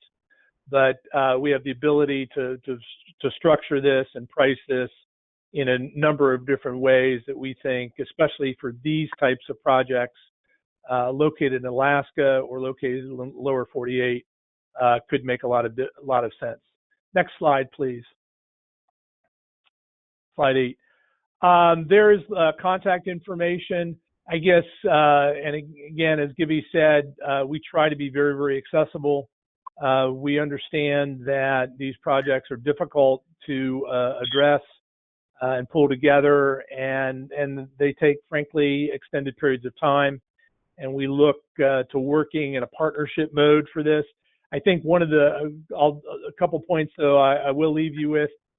Certainly, you've been given a lot of other good information on this webinar about some of the technical and business aspects and commercial aspects of pulling these projects together. I was on a webinar a couple of weeks ago, and I was on it with a representative from one of the traditional banks that is very, very active in the Native American lending space. And I'll just pass on one of the words and the recommendations that he provided that audience. And he said that, you know, financing, I know it's a concern for people, and it's certainly of interest to people to talk about, but for well-done projects, for well-thought-out projects, the financing is a relatively easy thing to do. And so while we certainly invite you to come talk with us, certainly pay attention to some of the other things I think that were discussed on this webinar in some of the business and technology and regulatory pieces in understanding how the project comes together. And I think I'm confident in saying that if you do that, the financing, when the time comes, will be a much easier road to go down. But again, there's my contact information. Welcome you to reach out and have conversations of how, you know, the LPO can potentially be used for your project, and certainly welcome your questions at the end of our time here together today. So, Gibby, thanks very much again, and I'll turn it back to you. Okay, thank you, John, for the comprehensive overview of your program. I think it's definitely fitting for what we're looking at. We're going to transition to our partner, which is the state energy office called the Alaska Energy Authority. Looking at the attendees, we have a really nice blend of Alaskans and folks from the lower 48. So I'll talk just briefly about our footprint in Alaska and how we partner with the state energy office. DOE in Alaska has 3 different entities. There's the Arctic Energy Office, which just stood up, which I'd encourage you to check out. George Rowe, my friend, runs that up in Fairbanks. They do a lot of Arctic policy and research in the macro level. There is the Energy Technology Lab representative here that looks at coal, oil, and gas. And then there's the Indian Energy Office. And currently, we have an electrical engineer on staff and myself in the Indian Energy Office. We've got the depth of DOE with the national labs behind us and all the different program offices like Sam, who presented at the beginning of this presentation. And we bring that to Alaska. And it meshes very well with the skills of the state energy office. Whereas we only have 2 people in state to do on-site work, the state energy office is much more robust and has staff and specialists in a wide range of technology areas, from power production to wind, solar, biomass, etc. And Brian is the lead for hydropower in Alaska. He's been very helpful.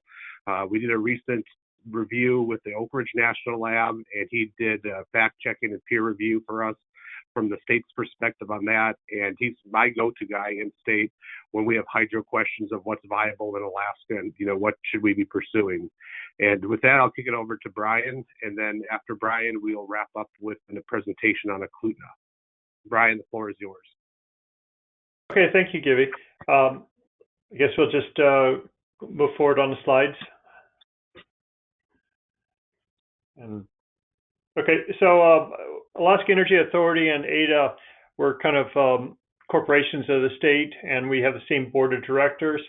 And but we are the state energy office, and so from that standpoint, we're involved in many of the projects across the state through as kind of a conduit for funding from federal or private parties.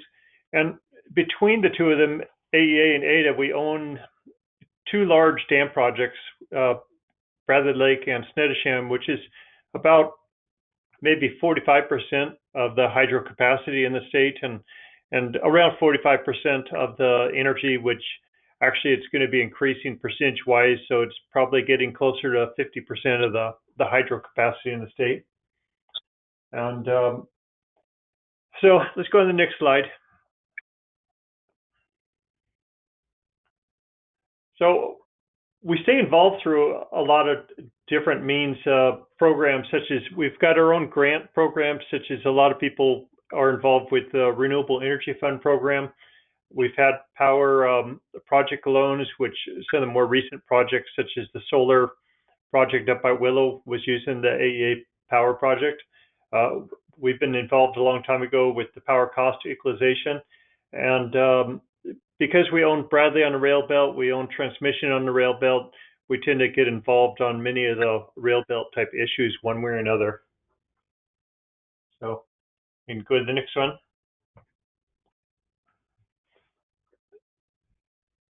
Okay, first off, for the state perspective, we're pretty much open to the energy storage technology. We're not pushing one technology over another because there are many different technologies out there that have cost benefits on them. So and many of the decisions will be made by the different utilities themselves. And so the utilities will tend to make the decisions, and we will discuss with the utilities in terms of we can try and assist the utilities in terms of whatever they're pursuing or not.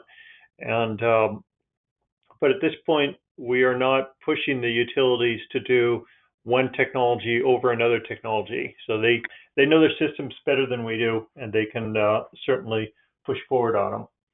But as far as what system that the utilities might want to use, there are several different considerations that they really need to be looking at, whether they're on the rail belt or if they're out in a rural type of area. So, certainly the cost and the capabilities of the different technologies are changing on a year-by-year basis. So, thought I'd talk a little bit about some of those considerations. Next slide. Okay. Certainly, there's the initial construction cost. Construction costs are definitely high in Alaska.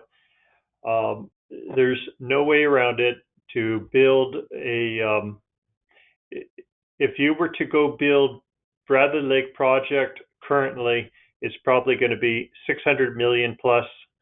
And that's a relatively small dam on the big scheme of things, a power tunnel, powerhouse. If you're trying to build it as a pump storage, and so perhaps you have a larger dam and you've got a much larger powerhouse, and then if you've got any type of impoundment down below, you're going to be getting up very quickly into closer to $1 billion. And so there's no way around. And not only that, when you're doing the consideration, a utility is going to be looking at licensing and permitting. Most of the areas of Alaska along the rail belt that have higher elevation that you might want to think about doing pump storage is owned by the federal government, which most likely means that you're going to be dealing with the Federal Energy Regulatory Commission in terms of licensing, and agencies may have mandatory conditioning. So you want to be careful about, are you going to be spending millions of dollars up front and not know what the end product is going to be? Will there be conditions on your license 5 or 10 years down the road when you get to that point that are going to be unacceptable or reduce the amount of energy of what you're going to get on it? So those, from that standpoint, the utilities will look upon it. The pumped hydro can produce a lot of energy, but at least if they're looking at a smaller amount of energy storage, they may decide that they want to use a different energy storage technology. The other standpoint is on the operating costs, is to pump water back up, you are using a bunch of energy to pump it up. And if you're using energy that comes from, say, wind turbines that's located at 10, 20 miles away, you're also losing energy going along the transmission lines to get it to the pump station to pump it back up. So there's definitely cost to pumping the energy back up. I don't know how well those costs compare with operating a battery storage type of system, but it just has to be recognized that there's high cost either way. Perhaps some of the best way to proceed, perhaps with increasing the amount of renewables, is actually just using hydro wind coordination, such as Kodiak Electric is already doing with Pillar Mountain and Kodiak and Terra Lakes. Because from that standpoint, if they can integrate them, it is a form of energy storage, because when the wind blows, the hydro does not need to produce as much energy, and so you're storing water in the existing reservoir for, be it a week later or a month later. And so it is a way of storing energy, and it can be put in place relatively quickly instead of building a lower impoundment. Next slide.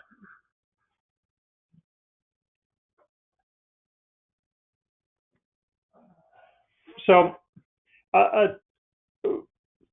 right now, Alaska does not have any type of renewable requirement, and because of it, I guess I'll going back to what type of energy storage technology utilities want to use, or if they want to use an energy storage technology. The way the landscape is right now, they will use it if they think that they can save on the lowest long-term cost for their consumers. And short-term, long-term, that's their decisions to make on that. And let's see. Yeah, I don't have anything more on that. So this is, I mentioned earlier about Bradley Lake. I think go back one slide. Yeah. So this is Bradley Lake, and actually that water going to the top of the spillway is actually lost energy. But this is, that embankment, that's about 125 feet tall. And that's the largest dam in the state of Alaska. And I do mention that just because you really, anything larger than that, you're increasing your costs very quickly. And for that little dam right there that was already at a choke point, just building the dam itself might be $200 million. It's extremely expensive in a hurry. Another thing about Alaska is, of course, was mentioned earlier, is that the pump storage was originally built more for the dealing with the coal or nuclear type industry. We tend to not have it up here. So the largest units along the rail belt tend to be the natural gas units, which are about 60 megawatt size, which for the most part are relatively flexible about being able to change with the loads as it goes through the day. And Bradley is used as a peaking plant, so that during the middle of the day, Bradley output can increase substantially, so they do not need to start up new turbines, which is a large cost savings to the utilities. But if you're looking at, from the standpoint of an energy storage system, one thing you're going to be looking at is how frequently you're going to be using it. Is it a daily type method where you expect to be able to pump and generate energy on a daily basis with, say, like wind or solar? Or in many cases, if the wind is blowing hard, it may not blow hard for 5 or 10 days at a stretch. And so you need to have plenty of water that you can handle maybe a 10-day time period. The largest loads that we have up here tend to be during, say, January, when it is at the coldest point, and we may not have any wind at the same time period. So it just gets into figuring out the size of what type of storage you need to be able to have for the water. And one of the other parts about our dams is we do have a lot of capacity, just because Alaska's hydro tend to be, the term would be, is that they're capacity rich and energy poor. So a lot of the dams were built to be really high so they could handle the snow melt during the springtime or the storms during the fall. But the overall year, during the wintertime, they're not getting too much water. So you have to build them to handle high capacity, but not much else. Next slide.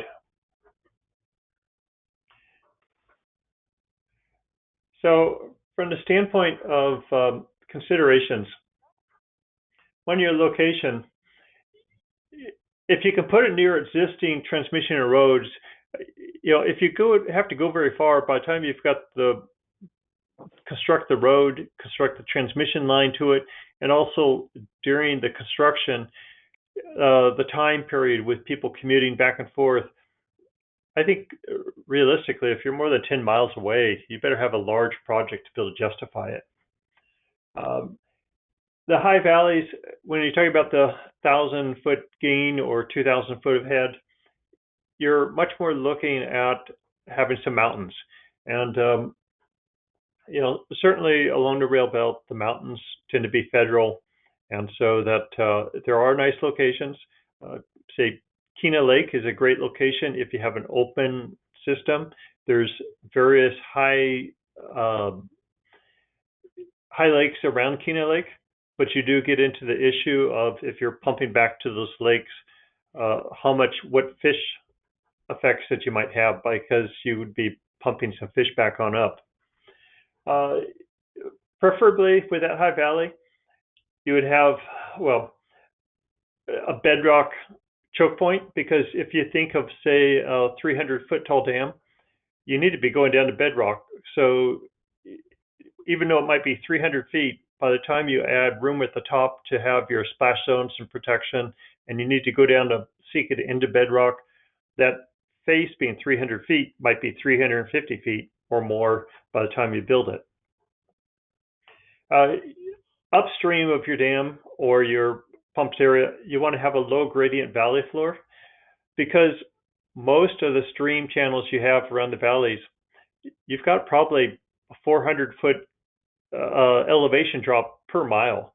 So if you want to be able to build a pump storage facility in a valley around here, there's a good chance that if you want to hold any type of water that's very much quantity, you're going to need a reservoir that's more than a mile long. And just to get it to being a mile long, you're going to have to build a dam that's at least 400 feet tall. And a 400-foot tall dam is pretty much about a world-class size dam. You're going to quickly get into a lot of issues and a lot of cost to make sure that it's not going to fail into any type of seismic event. I think I mentioned also about the distance for the energy lost from transmission lines, so that I think if I was looking at building it, I'd prefer that the generation renewable be located fairly close to where the pump storage is, because you've got much less in the way of losses, and they can be integrated, I think, much easier when they're close together. So, and that would be pretty much about the last of my some of the considerations on them.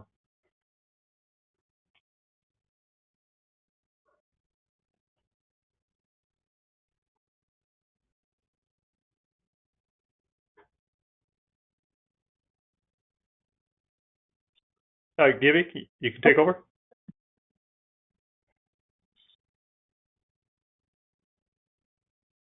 Thank you, Brian, for your comments and the state's perspective on this. Very insightful. We're going to transition to our final presentation. Ms. Smith is going to talk about the Eclutna potential project. We should have worked out the audio issues from the beginning of the presentation and are now able to hear about this. And the purpose we're showcasing this is kind of indicative of what might be seen elsewhere in Alaska, granted different topography and geography, but where a starting point would be. What kind of initial research happens? What kind of analysis is being done on the front end? What does a good resource potentially look like? And hopefully this is an insightful presentation for you to get a sense of what might be available in your areas given what you've heard here today. So with that, Ms. Smith, you have the floor. Okay, thank you. Can you all hear me?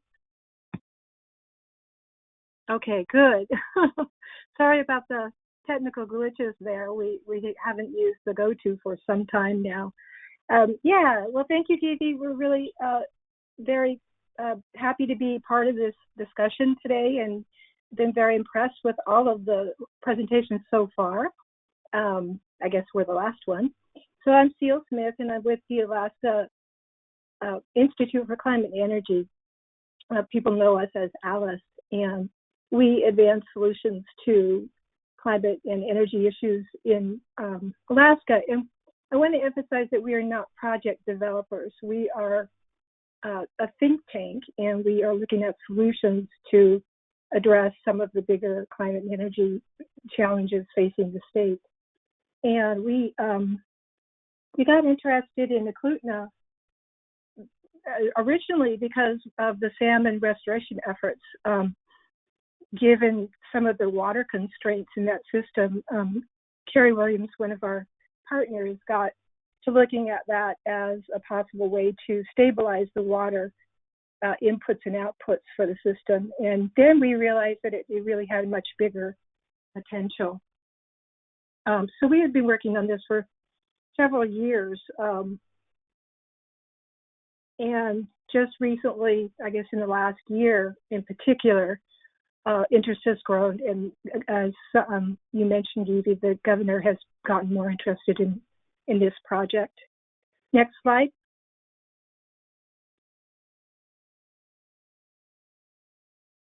Okay, so I'm just going to locate everybody here. Eclutna Power Plant is about 38 miles north of Anchorage. It's on the rail belt, right attached to all of the existing infrastructure. It was originally built in the 55, I think was the latest upgrade after there was one subsequent one after the earthquake. So it currently generates about between 30 and 40 megawatts.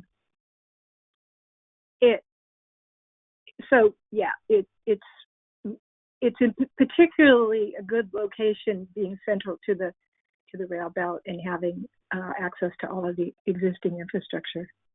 Next slide. So it's long been recognized that storage is a limitation for integrating renewable energy in Alaska. The state did set in 2006, I believe it was, under Sarah Palin, they did establish a 50% by 2025 goal for the state. It is not in the statutes, but it was put forth as an aspirational goal. And I think as Siri and others would recognize, the absence of affordable storage has been a real limitation to expanding some of the wind projects, and also in some cases it's been a constraint for adding solar. So that's one of the reasons we got very interested in looking at storage, because it was a major constraint for expanding renewable energy. So next slide. So in January, the governor asked us to produce a report for him on Eclutna, and at that point he was asking us to compare it to Susitna-Watana. So we produced this report in February, and it's available on our website at akclimateaction.org. You can download the report there, and I think I saw one of our slides or one of our graphics in an earlier presentation. But if you look on the left side, Eclutna is part of a rail belt wide system concept that we came up with. And as you can see to the north there, we're looking at PES at Eureka that would service Fairbanks, and there's also wind right close to that site. And then Eclutna, as you can see, there's Susitna and Fire Island Wind, which is not too far away. And then to the south, we looked at Wright Mountain for a pumped energy storage possibility. It's got really good head, and that would provide more direct energy for, or storage, adding on to Bradley Lake for the Southern Peninsula. And one of the reasons we thought it would be good to consider more smaller systems was to provide more resiliency. For example, last year with the Swan Lake fires, Bradley Lake was cut off. And so there are some vulnerabilities that Alaska has with its rail belt system in terms of, geography and potential increase in climate extreme weather events and wildfires and those kinds of things. So we're looking at resiliency too. Okay, next slide. So this is just a simple schematic, but it shows the levels that we have at Eclutna. As you can see, Eclutna is in the middle, and we would be adding or expanding the existing surge pond down below at Knik, and then adding 1 to 2 reservoirs up above in the Thunderbird system. Now, this project could be phased up to 3 different phases. And the first phase would actually be quite low-hanging fruit just by adding turbines, the bidirectional turbines, and expanding the lower pond. We could actually get up to, I think, 40 megawatts of storage quite easily, and that would allow the almost immediate expansion of Fire Island wind, for example, as far as being able to balance the intermittency. Okay, next slide. So this gives you a bird's eye view, and I have prepared this for a less technical audience than what I think we have. So I apologize. We can talk hopefully in the question and answer more technical, but this gives just a bird's eye view. As you can see, below is Beluga and Salmon reservoirs, and they both transition through Eclutna Lake up to the upper reservoirs. And they actually, I think the maximum head we would have from lower to upper Thunderbird down to Beluga is about 4,000 feet. So there's really good head for all of these systems.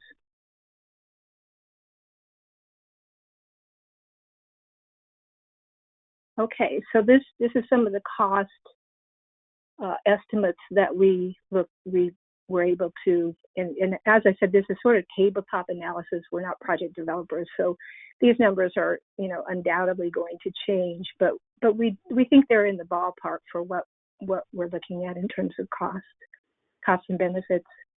So for Eclutna, we're estimating, let's see. The other thing I should reiterate too is we did look at wind and how much it would take in locating some potential wind capacity to feed into Eclutna. So capital costs, we're estimating we're going to be $855 million just for Eclutna. That would give 426 megawatt capacity and total energy storage of 507 gigawatt hours annually. So it is actually under $1 billion just for that system. We also costed out what the wind and the other 2 PES systems would be. And for the total rail belt, to convert the entire rail belt to 100% renewable using PES as the storage ability, we're looking at about $1.5 billion total cost. Next slide.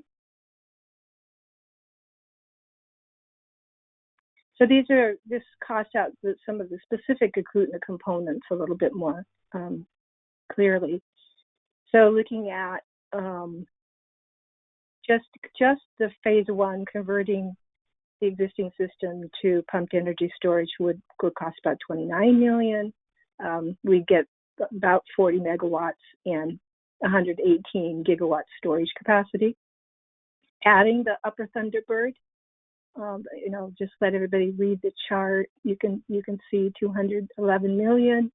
We get 143 megawatts and 147 additional storage capacity. gigawatt hours. Lower Thunderbird, 333 million. Generation capacity, 159 megawatts. Storage potential is 242 gigawatt hours. And then the lower Beluga Reservoir, which would complete the entire system, we're looking at 282 and 85 and respectively, and that doesn't add any additional storage. So total, we're looking at capital costs of less than $1 billion, generation capacity 426, and total storage 507 gigawatt hours. Next slide. Oh, whoops, you know, this looks to be the earlier version, so you can skip that. Well, let me see if there's anything new to add here from what we did before. Not really. Okay, you can skip that slide. And one thing that's quite unique about Eclutna and probably all of the Alaska PES systems that we're looking at is that we, relative to demand, we're able to design for long-term storage. So next slide. I've got to actually, next slide. Yeah, I actually took these two out. So this is the one that I wanted to talk about. Oh, go back. There you go. Okay. So this is a very simplified look at what the relative costs of lithium batteries, the short-term storage, which is more typical of the lower 48. I think the most we've seen in the other system is about up to 20 hours, but 6 to 8 is more typical for some storage in the lower 48 and elsewhere. Here in Alaska, we actually have designed the systems for very long-term storage, and that, as you can see, brings the cost down substantially. So we're looking at under $25 per kilowatt hour with the systems we've designed here. Next slide. So to summarize, and this is also not the final slide I had intended, but I think I had added up 7 major benefits, and this lists 4 of them, which is obviously the long-term storage. We would get 30 days just from the Eclutna, would give us 30 days storage for average railed out demand. And it allows rapid startup and operates as either a generator or a pump, so that it fixes that variability issue that was talked about earlier. And it offsets seasonality much more than day-to-day variability. It's our seasonality that is the most variable. And so the 30-day storage really provides a lot of backup for various weather and changes. Obviously, we have very little solar in the winter. So I think it would provide Alaska a lot of flexibility and still be able to integrate fully with renewable energy. And then the other points that I didn't include here that are on my other slide are we would reduce our emissions to 0, and energy costs have been a big burden for Alaska. We have the second highest energy costs in the country. And we think that integration of renewables would bring those costs substantially down. And I'm hoping my other slide is here. Let's go forward. Next slide. Okay, yeah, these are kind of out of order from what I originally had. So yeah, here you can see by integrating, we would be saving quite a bit. At this point, the rail belt produces about 2.5 million metric tons of carbon, and that could go down to 0 with Eclutna, and the full system could take us to 100. So Sitna, in comparison, also would reduce emissions substantially. However, it would still only get us to 75% renewables. Now, comparing capital costs, For the whole rail belt system, all three PES and the wind, we estimated $4.7 billion as compared to Susitna-Watana, which would be, I think, has been estimated at around $6 billion. Now, the fuel price escalation cost is a big factor here in, I think, assessing the value of pumped energy and renewables. Alaska's looking at, has been facing increasing natural gas costs now for some time. And depending on what the escalation is, you know, we would save different amounts of money. But assuming that escalation is you know, under 3%,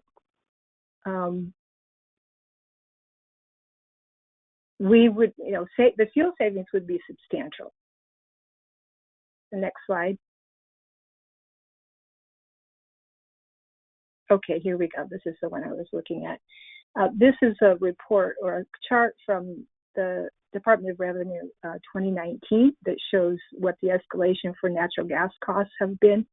And at this point, you know, utilities are paying definitely a premium for natural gas, and those costs are estimated to just continue to increase. And depending on the rate of increase, you know, the switching to renewables and pumped hydro would be offset substantially, you know, depending on what that escalation looks like. Next slide. So we recently got a Denali Commission grant to take the pumped energy storage concept to rural Alaska. And so this is a very preliminary map, but just our first kind of look at the state, I think it's pretty clear that Alaska has enormous pumped energy potential. You know, we've got all the right variables. We've got mountains, we've got water, marine, seawater can be used for pumped hydro. I know that they're using that in Australia. And so we're just starting this work, and we will be reaching out to rural communities. Our deliverable for Denali is to design 30 microgrid systems using pumped energy as an integration tool to get those communities once and for all off of very, very expensive diesel fuel.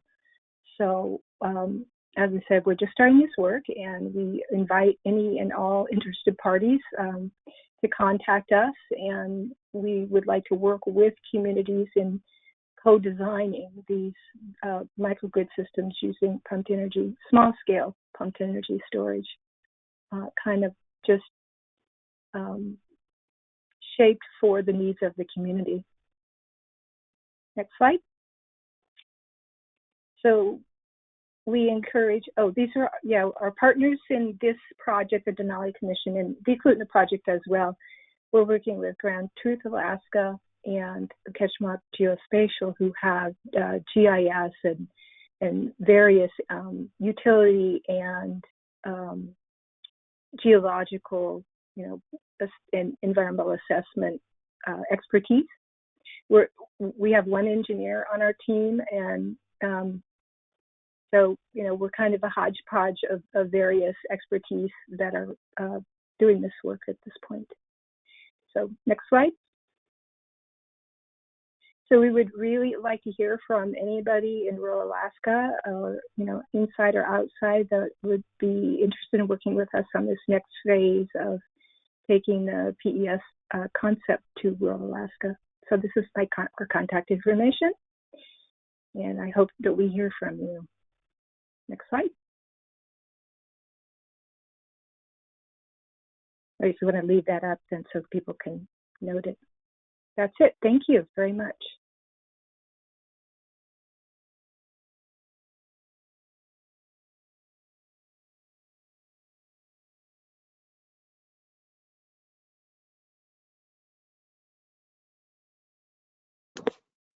Hey, Gibby, we're not hearing you.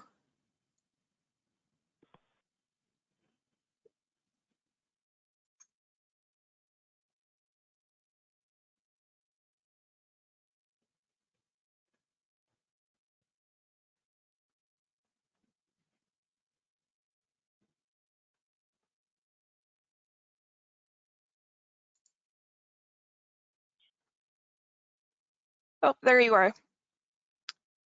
Oh, no, sorry, you just muted. There you are. I can hear noise. Try again.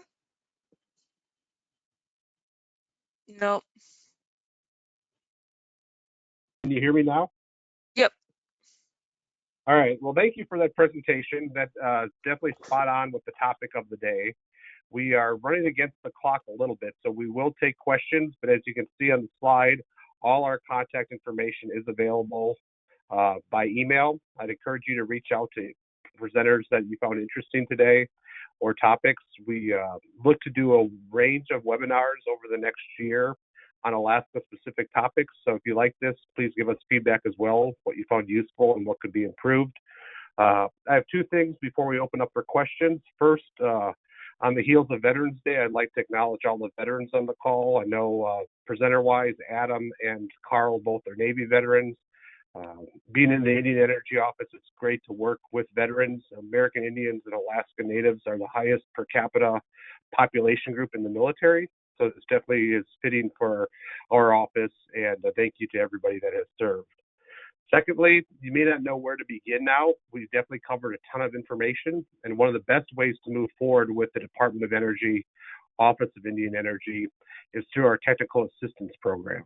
If you go to our website, which is energy.gov/Indian Energy, we have a technical assistance page where we'll meet you where you're at. If you're just in an exploratory stage and you want basic information, we can help you with that. If you want some analysis help, we can do that. We do full spectrum support, so no matter what level of capacity your community is at or your native corporation, we'll work with you and help you find the right resources within our office, within our department and the national lab structure, and then equally important with the interagency partners that we work with. You heard Denali Commission mentioned here. We work with DEMD within BIA quite a bit, the Alaska Energy Authority, USDA Rural Development, and there are many others that we partner with to make stuff happen here in Alaska. So I thank you for your time today. I appreciate you taking part of your Thursday to learn about our office and this interesting technology. And with that, we'll open it up for questions. So if you have a question, I believe you can raise your hand on here. If not, you can just start talking, and hopefully we don't cover up everybody talking at the same time. So we have a question saying, I was curious how the grid's capacity to balance wind generation has affected your operations and or plans for future expansion. And I'm not too sure who that's directed towards. I believe it's for Suzanne.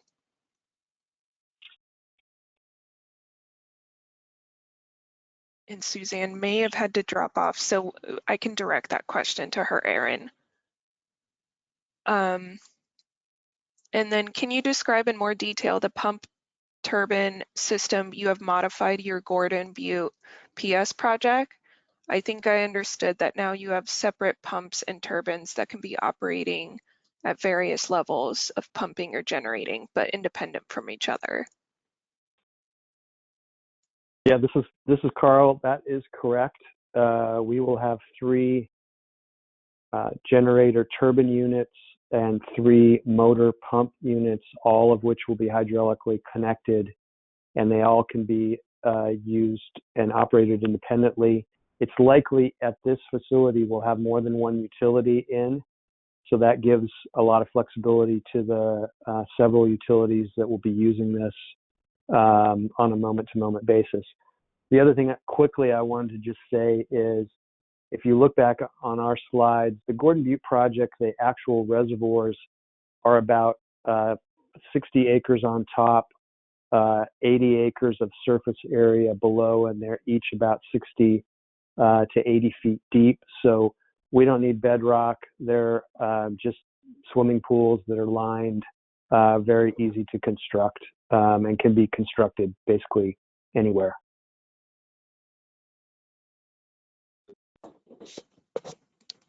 Thanks so much, Carl. And then the last question we have is a question regarding micro power system or hydropower. What is the minimum or preferred elevation difference between the upper and lower reservoir? I'm Would that imagining be that's for me, Monica. Again, it's not really directed towards a specific person, so I feel like either one of you could jump in. Well, I'll go ahead, and if somebody else wants to add, that's fine.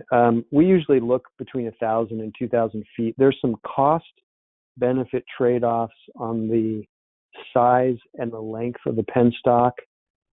Also, you're configuring the amount of storage you're trying to create versus the nameplate generation output.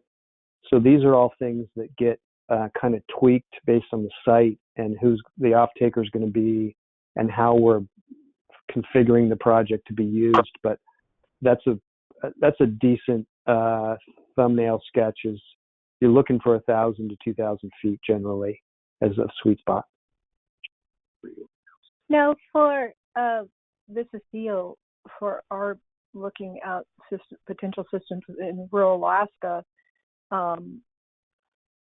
Of course, the higher the better.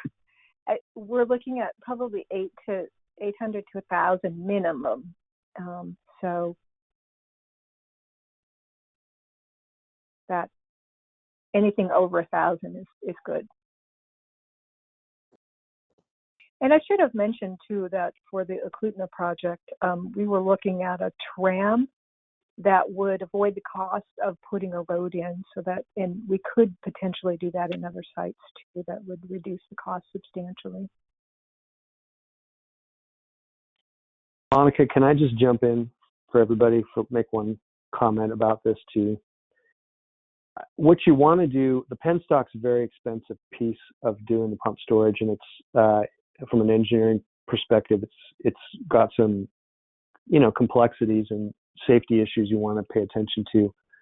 You try to find a way that you can get the two reservoirs or tanks or whatever you're going to be using close enough in space that you're not, again, you're not trying to construct miles and miles of penstock to get from the upper to the lower reservoir. So in addition to elevation gain, you're looking for elevation gain that's very steep, and a very short throw is attractive just because it shortens the penstock length. Yeah, right. Mm-hmm.